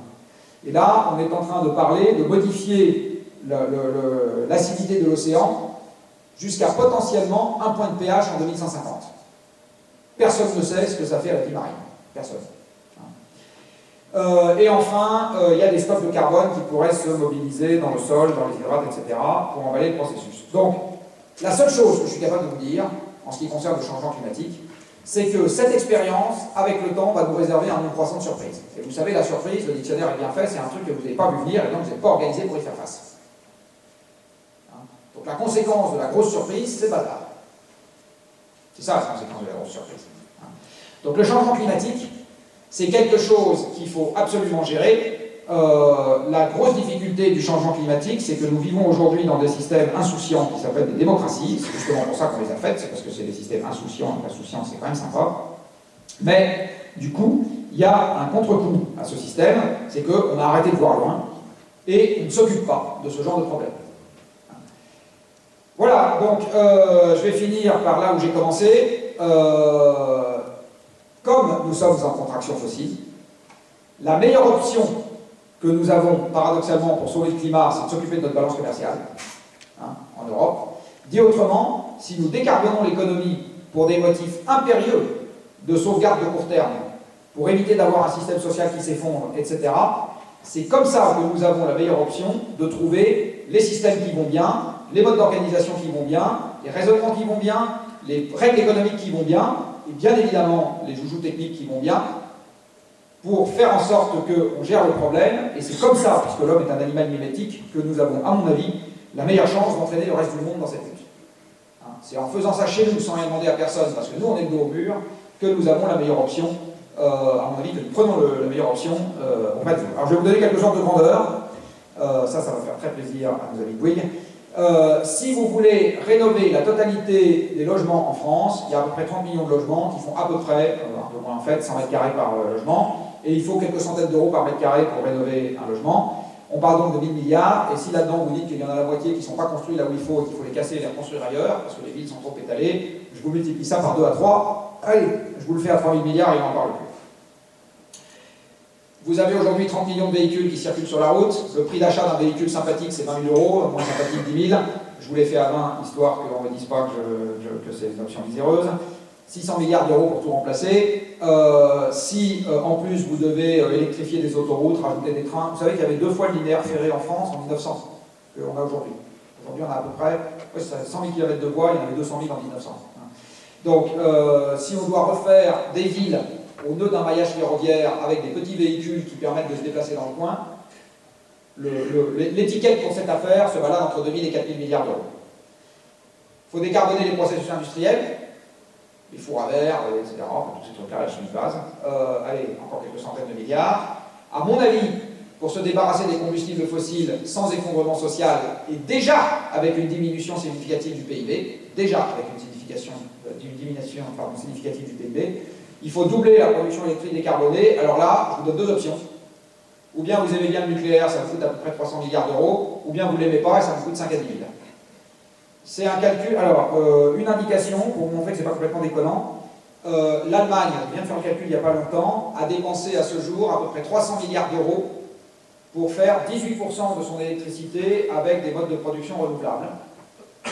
Là-dedans, il y a 8% à la biomasse, et déjà, ils ont 1 million d'hectares. Alors, ils ne font pas du maïs pour les canards ou pour les porcs, ils font du maïs pour les méthaniseurs. Donc, ils ont 1 million d'hectares de maïs fourrage en Allemagne qu'il faut directement dans les méthaniseurs pour faire de l'électricité décarbonée. Bon, c'est ce que je vous disais tout à l'heure. L'énergie renouvelable, elle est propre tant qu'elle est petite. Quand elle n'est pas petite, elle se met à avoir des inconvénients, comme toutes les énergies, et la question est d'arbitrer entre les avantages et les inconvénients.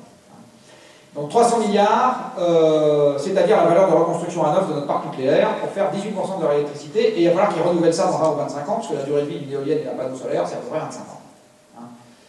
Donc, s'ils voulaient totalement décarboner leur électricité sur 60 ans, il faudrait qu'ils y mettent 5-6 000 milliards d'euros, et comme là-dedans, je vous ai oublié les tuyaux qui doivent aller de la Baltique dans les Alpes pour faire 100 gigawatts de steppe, etc., je vous fais à 6 à 10 000 milliards en version large.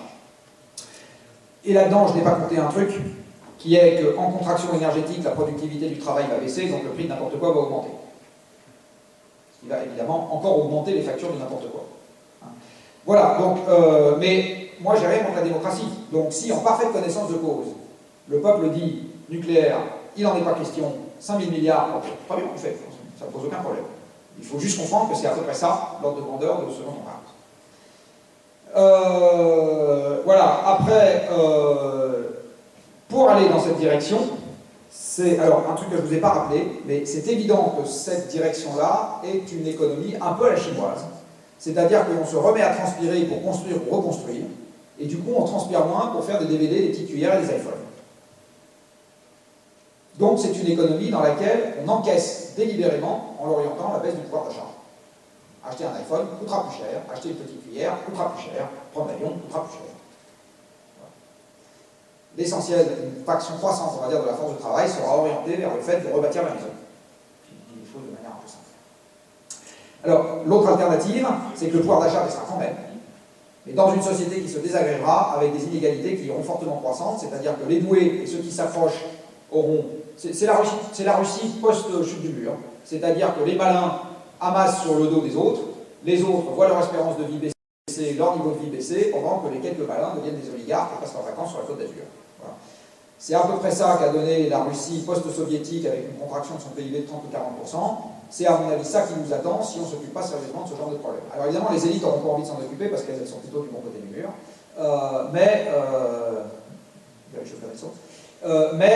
C'est à mon avis ce genre de truc qui nous attend. L'autre option, c'est que tout le monde se dise, bah oui, il va falloir faire des efforts et on y va. Si on pense que c'est la conquête de la Lune la voie à suivre, alors je pense que l'Europe a tous les atouts dans sa manche. Ça fait très longtemps que l'univers contraint, ça nous connaît. L'Europe est est une zone densément peuplée depuis longtemps, faiblement dotée en ressources naturelles, donc exploiter au mieux ce que nous avons. Il y a longtemps que c'est dans le code génétique des Européens. Soit dit en passant, c'est aussi pour la même raison que c'est depuis longtemps dans le code génétique du Japonais. Donc ça, nous avons conçu des modes d'organisation qui sont adaptés à ce genre de truc, nous avons conçu des techniques qui sont adaptées à ce genre de truc, nous avons bâti des cœurs de ville qui sont adaptés à ce genre de contraintes, etc. On a fait ça parce que c'était il y a longtemps qu'on avait la contrainte. Ceci alors avec cela, on n'est plutôt pas mauvais quand il s'agit de se creuser la cervelle, on est très mauvais par contre sur la partie économique. On a le sens des grandes infrastructures, quand on parle de l'Europe, et en particulier de la France, Cocorico, on nous envie facilement, nos trains qui arrivent à peu près à l'heure, plus en France qu'en Allemagne, soit dit en passant, nos hôpitaux qui, quoi qu'on en dise, fonctionnent bien, etc. etc. Donc on sait faire ce genre de truc. Par contre, ce qu'on ne sait pas faire, c'est essayer de copier les Américains en pensant que le projet va émerger tout seul. Et l'un des trucs, à mon avis, qu'il ne faut pas faire, qu'il ne faut plus faire, c'est penser que l'Europe est juste un projet économique de marché unique et que ça ne peut pas être un projet de conquête de la Lune conjointe, on va dire. Donc aujourd'hui, je pense que l'urgence, vous savez que l'Europe a démarré sur des enjeux énergétiques, hein, la communauté européenne du charbon et de l'acier, Euratom, donc l'Europe s'est faite sur des enjeux de ressources cruciales et d'énergie. Il faut y revenir, je pense qu'il est urgent d'y revenir, parce que si on pense que c'est dans la voie qu'on suit aujourd'hui en disant on libéralise tout et puis c'est comme ça que ça ira bien, et on va faire un accord de libre-échange avec les États-Unis, etc., je pense que c'est juste le truc à ne pas faire aujourd'hui, c'est-à-dire la situation qui va aggraver nos problèmes. Et je ne dis pas ça parce que je suis un affreux protectionniste anti-marché, etc., je suis chef d'entreprise, tout à fait pour le marché, et je ne suis pas du tout confortable avec ce qu'a été la dictature communiste. Donc, mais par contre, il faut mettre le marché là où il a vraiment sa place. Donc pour faire des carottes, il n'y a pas de problème. Par contre, pour faire des grandes infrastructures et piloter le pays à 40 ans, c'est pas sa place. Voilà, donc pour finir sur l'Espagne, je pense que l'Espagne a un besoin urgent de se réinventer. L'Espagne a bâti une économie fragile sur le pétrole, c'était l'économie du PTP, l'économie du tourisme. Elle a quitté l'économie qui faisait sa force, quelque part, d'avant, avec un pôle agricole extrêmement fort. L'Espagne a une ressource précieuse qui s'appelle le soleil. Donc c'est peut-être quelque chose qu'il faut savoir exploiter. L'Espagne sait faire des avions et des centrales nucléaires. L'Espagne est un pays de pointe, exactement comme la France, exactement comme l'Allemagne. Donc voilà, donc il faut que l'Espagne se dise que paradoxalement, ce qui est en train de lui arriver en ce moment, il faut qu'elle en profite, exactement comme l'Europe dans son ensemble. Et peut-être que paradoxalement, le pays le moins bien armé pour saisir cette occasion qui nous est donnée, c'est l'Allemagne. Parce que l'Allemagne est encore en trop bonne santé, quelque part, pour avoir envie de changer de modèle. Par ailleurs, l'Espagne est un pays beaucoup plus jeune, enfin était, pour moi, jusqu'à une époque récente, je ne sais pas quelle est la fécondité en Espagne, est un pays plus jeune que l'Allemagne, et donc je pense que la France a intérêt à aller chercher plus au sud qu'au nord, pour rester très copain avec les Allemands, c'est évident, mais a peut-être intérêt à aller chercher au sud au moins autant qu'au nord, allez, on va dire, quelque chose qui permette de rebondir dans le contexte actuel. Voilà. On a débordé de l'horaire, comme d'habitude, mais j'imagine qu'il y a quand même le temps pour les questions.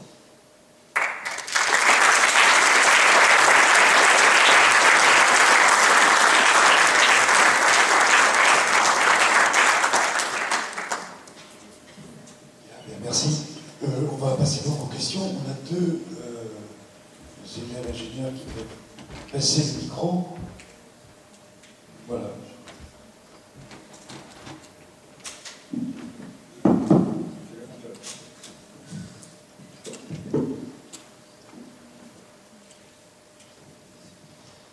Bonsoir, comment expliquez-vous tout ce que vous nous présentez? Il me semble qu'on n'en parle absolument pas dans la société française, on n'en a pas parlé pour les élections, on n'en a pas parlé quand on parle de thèmes écologiques.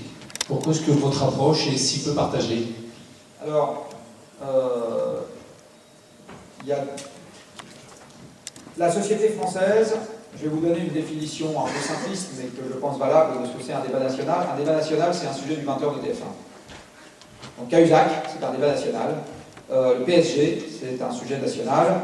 Un truc qui n'est pas aux 20h de TF1, c'est pas un sujet national, peu un sujet national. Pourquoi est-ce que ce sujet a du mal dans les médias? Parce que les médias, si certains d'entre vous les pratiquent un peu, vous verrez ce que je veux dire, n'ont pas pour mandat de refléter le monde tel qu'il est, ils ont pour mandat de répondre à des sollicitations de porteurs d'intérêt. Quand vous regardez ce qui donne lieu, alors je vais reprendre, je vais préciser un peu. 90% de la matière première qui font les grands journaux, c'est des dépêches AFP. La dépêche AFP se fait rarement, et c'est pas insulter les journalistes qui y sont, je en connais qui sont extrêmement respectables, la dépêche AFP se fait sur sollicitation externe. Vous envoyez un communiqué de presse, alors vous pouvez être un labo de recherche, comme vous pouvez être un parti politique, comme vous pouvez être une entreprise, etc. Vous envoyez un communiqué de presse en disant j'ai ça à dire. Et après, il n'y a pas, peu importe. C'est ça la matière première qui fait que vous avez l'information, 90% de l'information qui sort. Alors, évidemment, quand le pape meurt, il n'y a pas besoin de faire un... Mais en gros, si vous remarquez, vous faites une information. Donc 90% de ce que va faire l'AFP, c'est des sollicitations externes. 90% de ce qu'il va faire les journaux, c'est bien pour ça que vous zappez entre 3 journaux télévisés de grandes chaînes ou entre 3 quotidiens, vous allez trouver les mêmes sujets le même jour. Parce qu'à la racine, il y a les mêmes dépêches. À partir du moment où je vous ai dit ça, la quête de la vérité n'est pas le mode de fonctionnement du journaliste français. Le mode de fonctionnement du journaliste français, c'est de répondre à des sollicitations externes. Et les sollicitations externes sont faites par des gens qui ont envie de dire quelque chose. Les gens qui ont envie de faire passer une vérité chiffrée sont rares, il n'y en a pas beaucoup. Vous avez les enseignants, mais ils ne sont pas payés pour faire des communiqués de presse, ils sont payés pour enseigner, donc ils ne font pas de communiqués de presse. Vous avez les ingénieurs dans les entreprises, mais en général, ils sont payés pour faire passer la vérité chiffrée à leur patron, et leur patron voit ensuite s'il a envie de la donner à l'extérieur, etc., etc.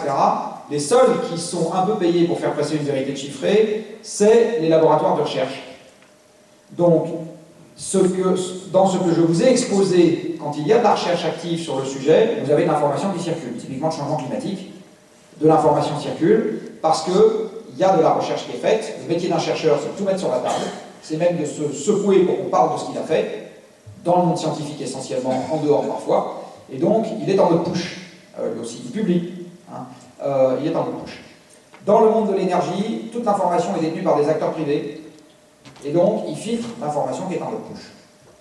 Donc les opérateurs, Schlumberger, qui a des données d'exploitation sur la totalité des gisements pétroliers mondiaux, n'a aucun intérêt à faire un communiqué de presse en disant je prévois tel taux de T1 sur les gisements pétroliers en exploitation dans les années qui viennent.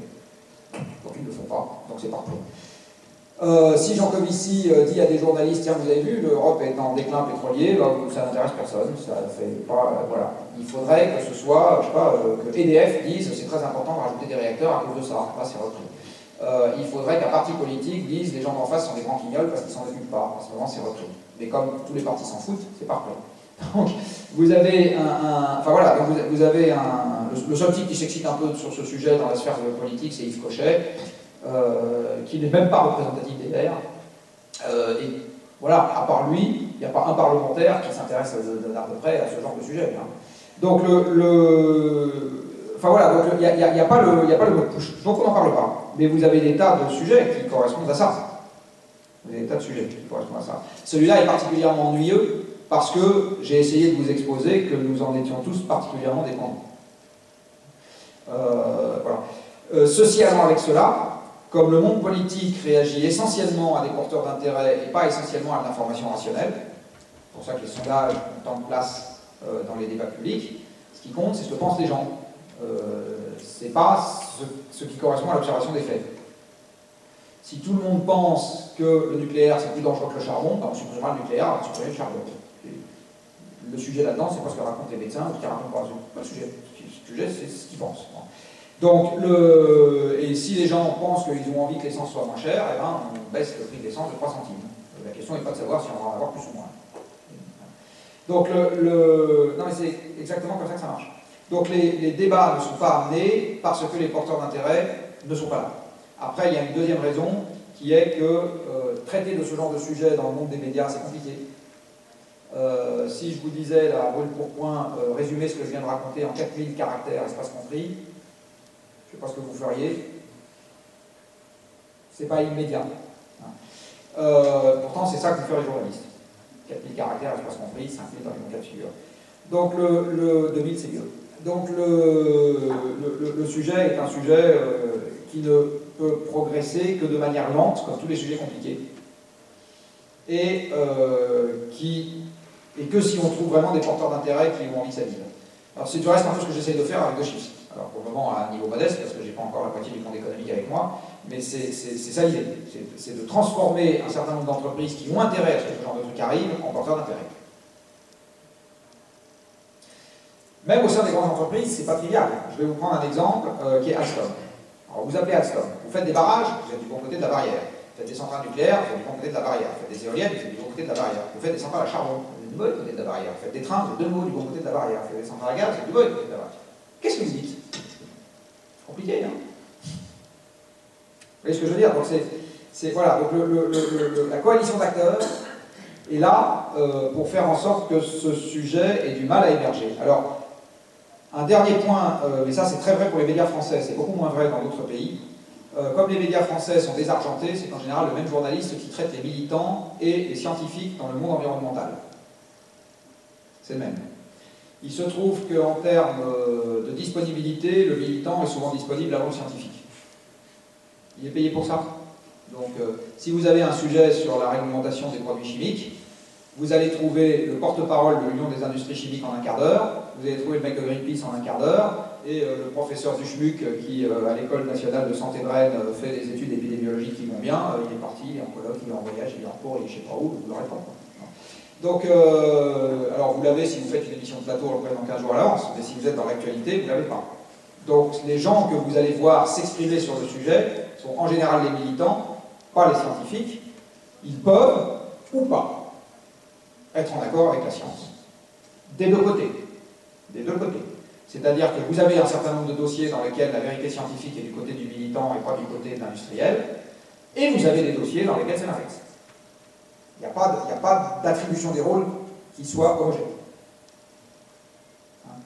Donc c'est voilà, donc du coup ça donne un jeu complètement illisible, très difficile à décrypter pour le profane. Et on en revient à ce que je disais tout à l'heure, bourré d'incohérences dans les sondages. Les gens sont pour la transition énergétique, mais ils ont chacun leur propre définition. Ils sont pour la transition énergétique à condition que ça leur coûte rien. Ils sont pas, voilà. Vous vous retrouvez avec une matière première qui est totalement ingérable. Et je vais finir par une petite anecdote. Dans le cadre du débat national, il y avait un groupe de travail qui était censé plancher sur le respect des engagements de campagne de Hollande. Alors c'est comme ça que je vous le dis, c'est pas comme ça qu'on leur avait posé la question. La question était comment atteindre le mix énergétique en 2025. Et quand vous savez que le mix énergétique devait respecter nos engagements en matière de climat qui aujourd'hui sont devenus inexistants, parce qu'il n'y a plus aucun accord international contraignant sur les histoires de climat, voilà, on est juste engagé à rester dans le marché européen des quotas, très bien, on va pas en sortir. Et ça ne dit pas à quel niveau de réduction on est obligé. Hein. Ça ne dit plus. Donc, on a un accord moral de faire quelque chose, enfin, moralement on est engagé à faire quelque chose, il y a 0 chiffre en face, et le seul chiffre qu'il y avait dans les engagements de Hollande, c'était sur le nucléaire. Donc, le mix énergétique en 2025, la seule question quantifiée, c'est comment est-ce que je fais pour descendre le nucléaire à 50%. Le groupe de travail a répondu, lu entre les lignes des 2 premiers paragraphes, je ne sais pas. C'est rigolo, non? Le président fait un débat, on envoie aux gens, expliquez-moi comment je vais tenir mon engagement, et les répondent, je ne sais pas. C'est rigolo.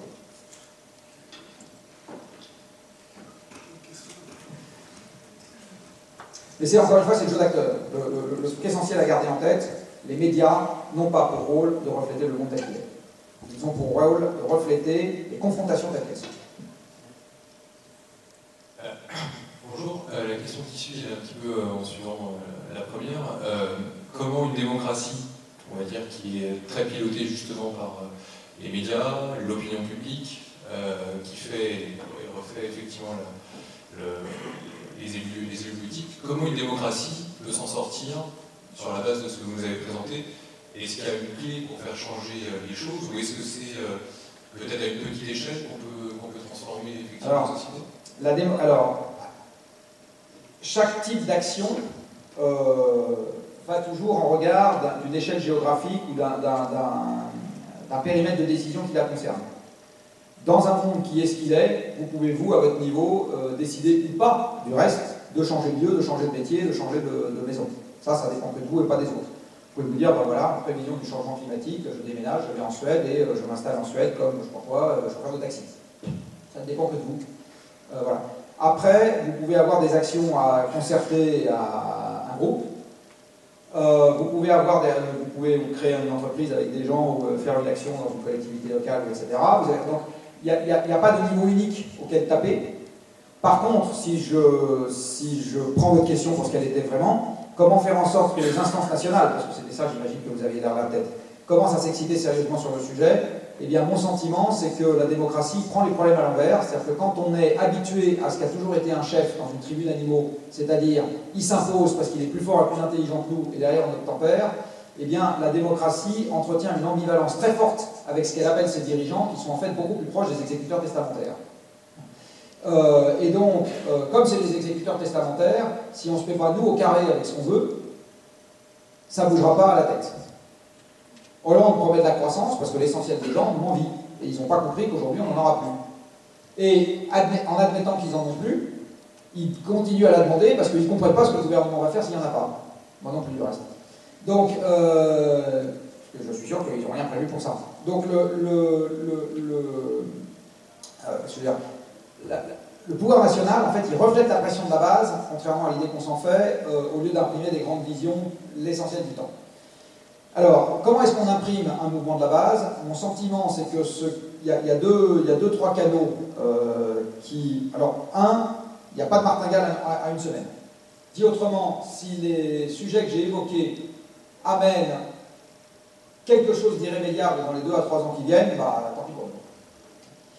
Par contre, si vous raisonnez à 5 à 10 ans, les choses qui ont de l'influence, c'est ce que j'appelle les corps intermédiaires. Donc, les corps intermédiaires, c'est des décideurs économiques. Si vous en avez un monde croissant qui disent la sauvegarde, il faut s'exciter sérieusement dessus, et nous on est d'accord parce que ça va faire notre affaire, ça fait bouger les choses. Si vous avez toujours dans les corps intermédiaires une fraction croissante du monde académique qui commence à faire entendre une voix qui est les mecs, il faut s'exciter sérieusement sur la question parce que, ce qui s'est passé dans le monde climatique, alors ça aura un impact aussi. Là, le problème, c'est qu'on ne voit pas le monde académique qui est considéré comme légitime sur ce genre de problème, c'est-à-dire le monde économique, il n'est pas outillé pour traiter un problème qui est un problème de physique. Et comme il a une forme de... Souvent, les économistes ont un problème d'ego plus important que les physiciens, et donc le fait de se faire déposséder devant les caméras de télévision d'une partie de ce qu'il croyait être ses compétences, c'est un truc qui n'aime pas bien, en général. Donc, ça va être difficile. Ce qui va pouvoir se faire, c'est que des jeunes qui ne se sont pas encore fait un nom s'invitent sur ce terrain-là et recommencent à faire de l'économie physique, j'en connais quelques-uns. Mais ceux qui ont déjà pignon sur rue, c'est compliqué de les faire changer parce qu'ils ont une place acquise qu'ils n'ont pas envie de laisser filer. Donc le monde académique, c'est compliqué paradoxalement dans cette affaire. Et puis après, vous avez ce qu'on appelle le monde citoyen, et dans le monde citoyen, vous avez en particulier les grandes associations. Alors les grandes associations environnementales, malheureusement, n'aident pas dans ce problème, parce qu'elles ont une lecture économique des problèmes. Et quand on a une lecture économique des problèmes, vous ne pouvez proposer aucune solution, puisqu'une solution dans cette histoire consiste à hiérarchiser les avantages et les inconvénients. Et ça, c'est le rôle de l'économie. Vous savez, l'économie, son rôle, c'est de classer. Au fond, ça sert à ça. Si vous n'êtes pas capable de classer et que vous dites je veux en même temps me débarrasser des éoliennes parce que ça gâche le paysage, des centrales nucléaires parce que c'est dangereux, des incinérateurs parce que ça pue, des mines parce que ceci, vous vous débarrassez de tout, enfin, la question c'est oui, vous n'êtes pas plus avancé une fois que vous avez dit tout ça, pourquoi pratique. Les Allemands disent je veux plus de nucléaire, du coup je mets des éoliennes, et maintenant ils disent ah ben non, finalement je veux pas de ligne à haute tension et puis je veux pas. Enfin bon. Le mouvement environnemental n'est malheureusement aujourd'hui pas configuré comme un proposant, il est configuré comme un opposant. Et du coup, c'est un allié compliqué si on veut le mettre dans les processus de gestion. Des fois il accélère, mais des fois il ralentit. Et il y a un certain nombre d'exemples où le dossier ne débouche pas à cause de ça. Je pense, soit dit en passant, que le monde environnemental a sa part de responsabilité dans le fait qu'on est qualifié comme des actes d'échec. Pour moi, ce n'était pas un échec. Le fait que le monde environnemental ait dit c'est un échec, c'est autoréalisateur. Enfin, tout le monde pense que c'est un échec. Donc le jeu d'acteur, encore une fois, est compliqué. Par contre, je pense que les grandes associations qui pourraient commencer à se bouger sur ce problème, c'est les associations qui s'invitent par la bande. Donc l'Abbé Pierre, Médecins sans frontières, enfin, tous les gens qui ont un objet social reconnu et qui disent « Oh, mais si on ne gère pas ce problème-là, on va se retrouver avec des conséquences de ce problème qui vont être absolument ingérables. » Voilà. Ça, je ne suis pas sûr que ça va arriver facilement, mais je pense que c'est quelque chose aussi qui mérite d'être creusé. Parce que tous ces gens-là, pour en revenir à la question tout à l'heure, sont des porteurs d'intérêt. Ces gens-là sont des porteurs d'intérêt. Si le président de Médecins sans frontières commence à répéter tous les 4 matins dans le journal qu'il faut vraiment s'occuper sérieusement de la question du changement climatique, parce que sinon ça va vraiment nous pourrir la vie, ça a des effets. Y compris auprès du citoyen. Une dernière question. Après, je suis complètement continué. Oui. Non, une question, oui, liée effectivement à cette ressource d'énergie et l'évolution de nos sociétés qui en dépendent. Que pensez-vous de l'apport d'études et de travaux comme ceux de Rifkin, qui voient dans l'apport de nouvelles technologies et de cette décentralisation et mise en réseau des possibilités de trouver d'autres solutions pour régler effectivement une société totalement nouvelle? Alors, on va revenir à ce que j'ai évoqué au début de cette intervention. Ce qui a fait la diffusion de masse des objets que nous avons, c'est l'énergie. La cervelle fait la conception de l'objet, sa diffusion, c'est une affaire d'énergie. Le fait qu'aujourd'hui on ait tous ça, ça demande beaucoup plus d'énergie que le fait qu'on ait du temps de CPU partagé sur un ordinateur central. Pourtant, on est passé de l'ordinateur central que tout le monde trouve ringard à ça, qui est quand même vachement mieux. Mais ça, c'est 1 tonne de CO2 par personne pour le fabriquer. L'utilisation, c'est cacahuète. 1 tonne de CO2 par personne pour le fabriquer. La hausse de l'empreinte carbone des Français entre 1990 et 2010, c'est-à-dire la contrepartie de la consommation des Français, est pour les 2/3 due à ça et aux télévisions. Donc l'ajout des technologies de l'information n'a pas du tout fait baisser l'empreinte carbone des Français, ça l'a fait augmenter. Jusqu'à maintenant, la démocratisation des usages est toujours allée avec le fait qu'il y avait plus d'énergie. La voiture d'aujourd'hui est vachement plus efficace que la voiture d'il y a 50 ans. Mais on consomme beaucoup plus de pétrole dans les voitures, parce qu'il y a beaucoup plus de voitures. Justement, entre autres, parce que c'est efficace. Si aujourd'hui on pouvait prendre l'avion dans le jet privé, la consommation globale des avions serait considérablement inférieure à ce qu'elle est. Donc, la diffusion est une affaire d'énergie. Alors, revenons à ce que dit Rifkin. Rifkin dit, on décentralise et ça règle les problèmes. En gros. Je pense qu'il se trompe 2 fois. Je pense qu'il se trompe une première fois, et ça renvoie à la question qui a été posée tout à l'heure, parce que face à des problèmes globaux, tout ne peut pas être géré à un échelon infrarégional. Ben non, tout ne peut pas être géré à l'échelon infrarégional. Ça, c'est la première. Donc dire gouvernance locale is beautiful, je pense que oui et non. Je pense que d'édicter des normes nationales sur la taille des carottes que vous trouvez au marché, c'est une connerie. Par contre, je pense que, surtout si elles viennent du maraîcher du coin, par contre, je pense que dire il n'y a plus de place pour un pilotage national et des investissements partagés, je pense que c'est tout autant une ânerie. Et je vais prendre un exemple très précis, qui est celui de l'électricité. Différence entre planification et production. Oui. Alors maintenant, je vais prendre l'exemple de l'électricité. Si vous passez du nucléaire au panneau solaire, pour produire la même quantité d'électricité, vous avez besoin de mettre 50 à 100 fois plus d'argent sur la table. Moi, je veux bien, c'est ce que je vous montrais tout à l'heure. Aucun problème si les gens acceptent. Je ne crois pas que ça soit de nature à vous permettre de gérer plus facilement un problème en univers économique contraint.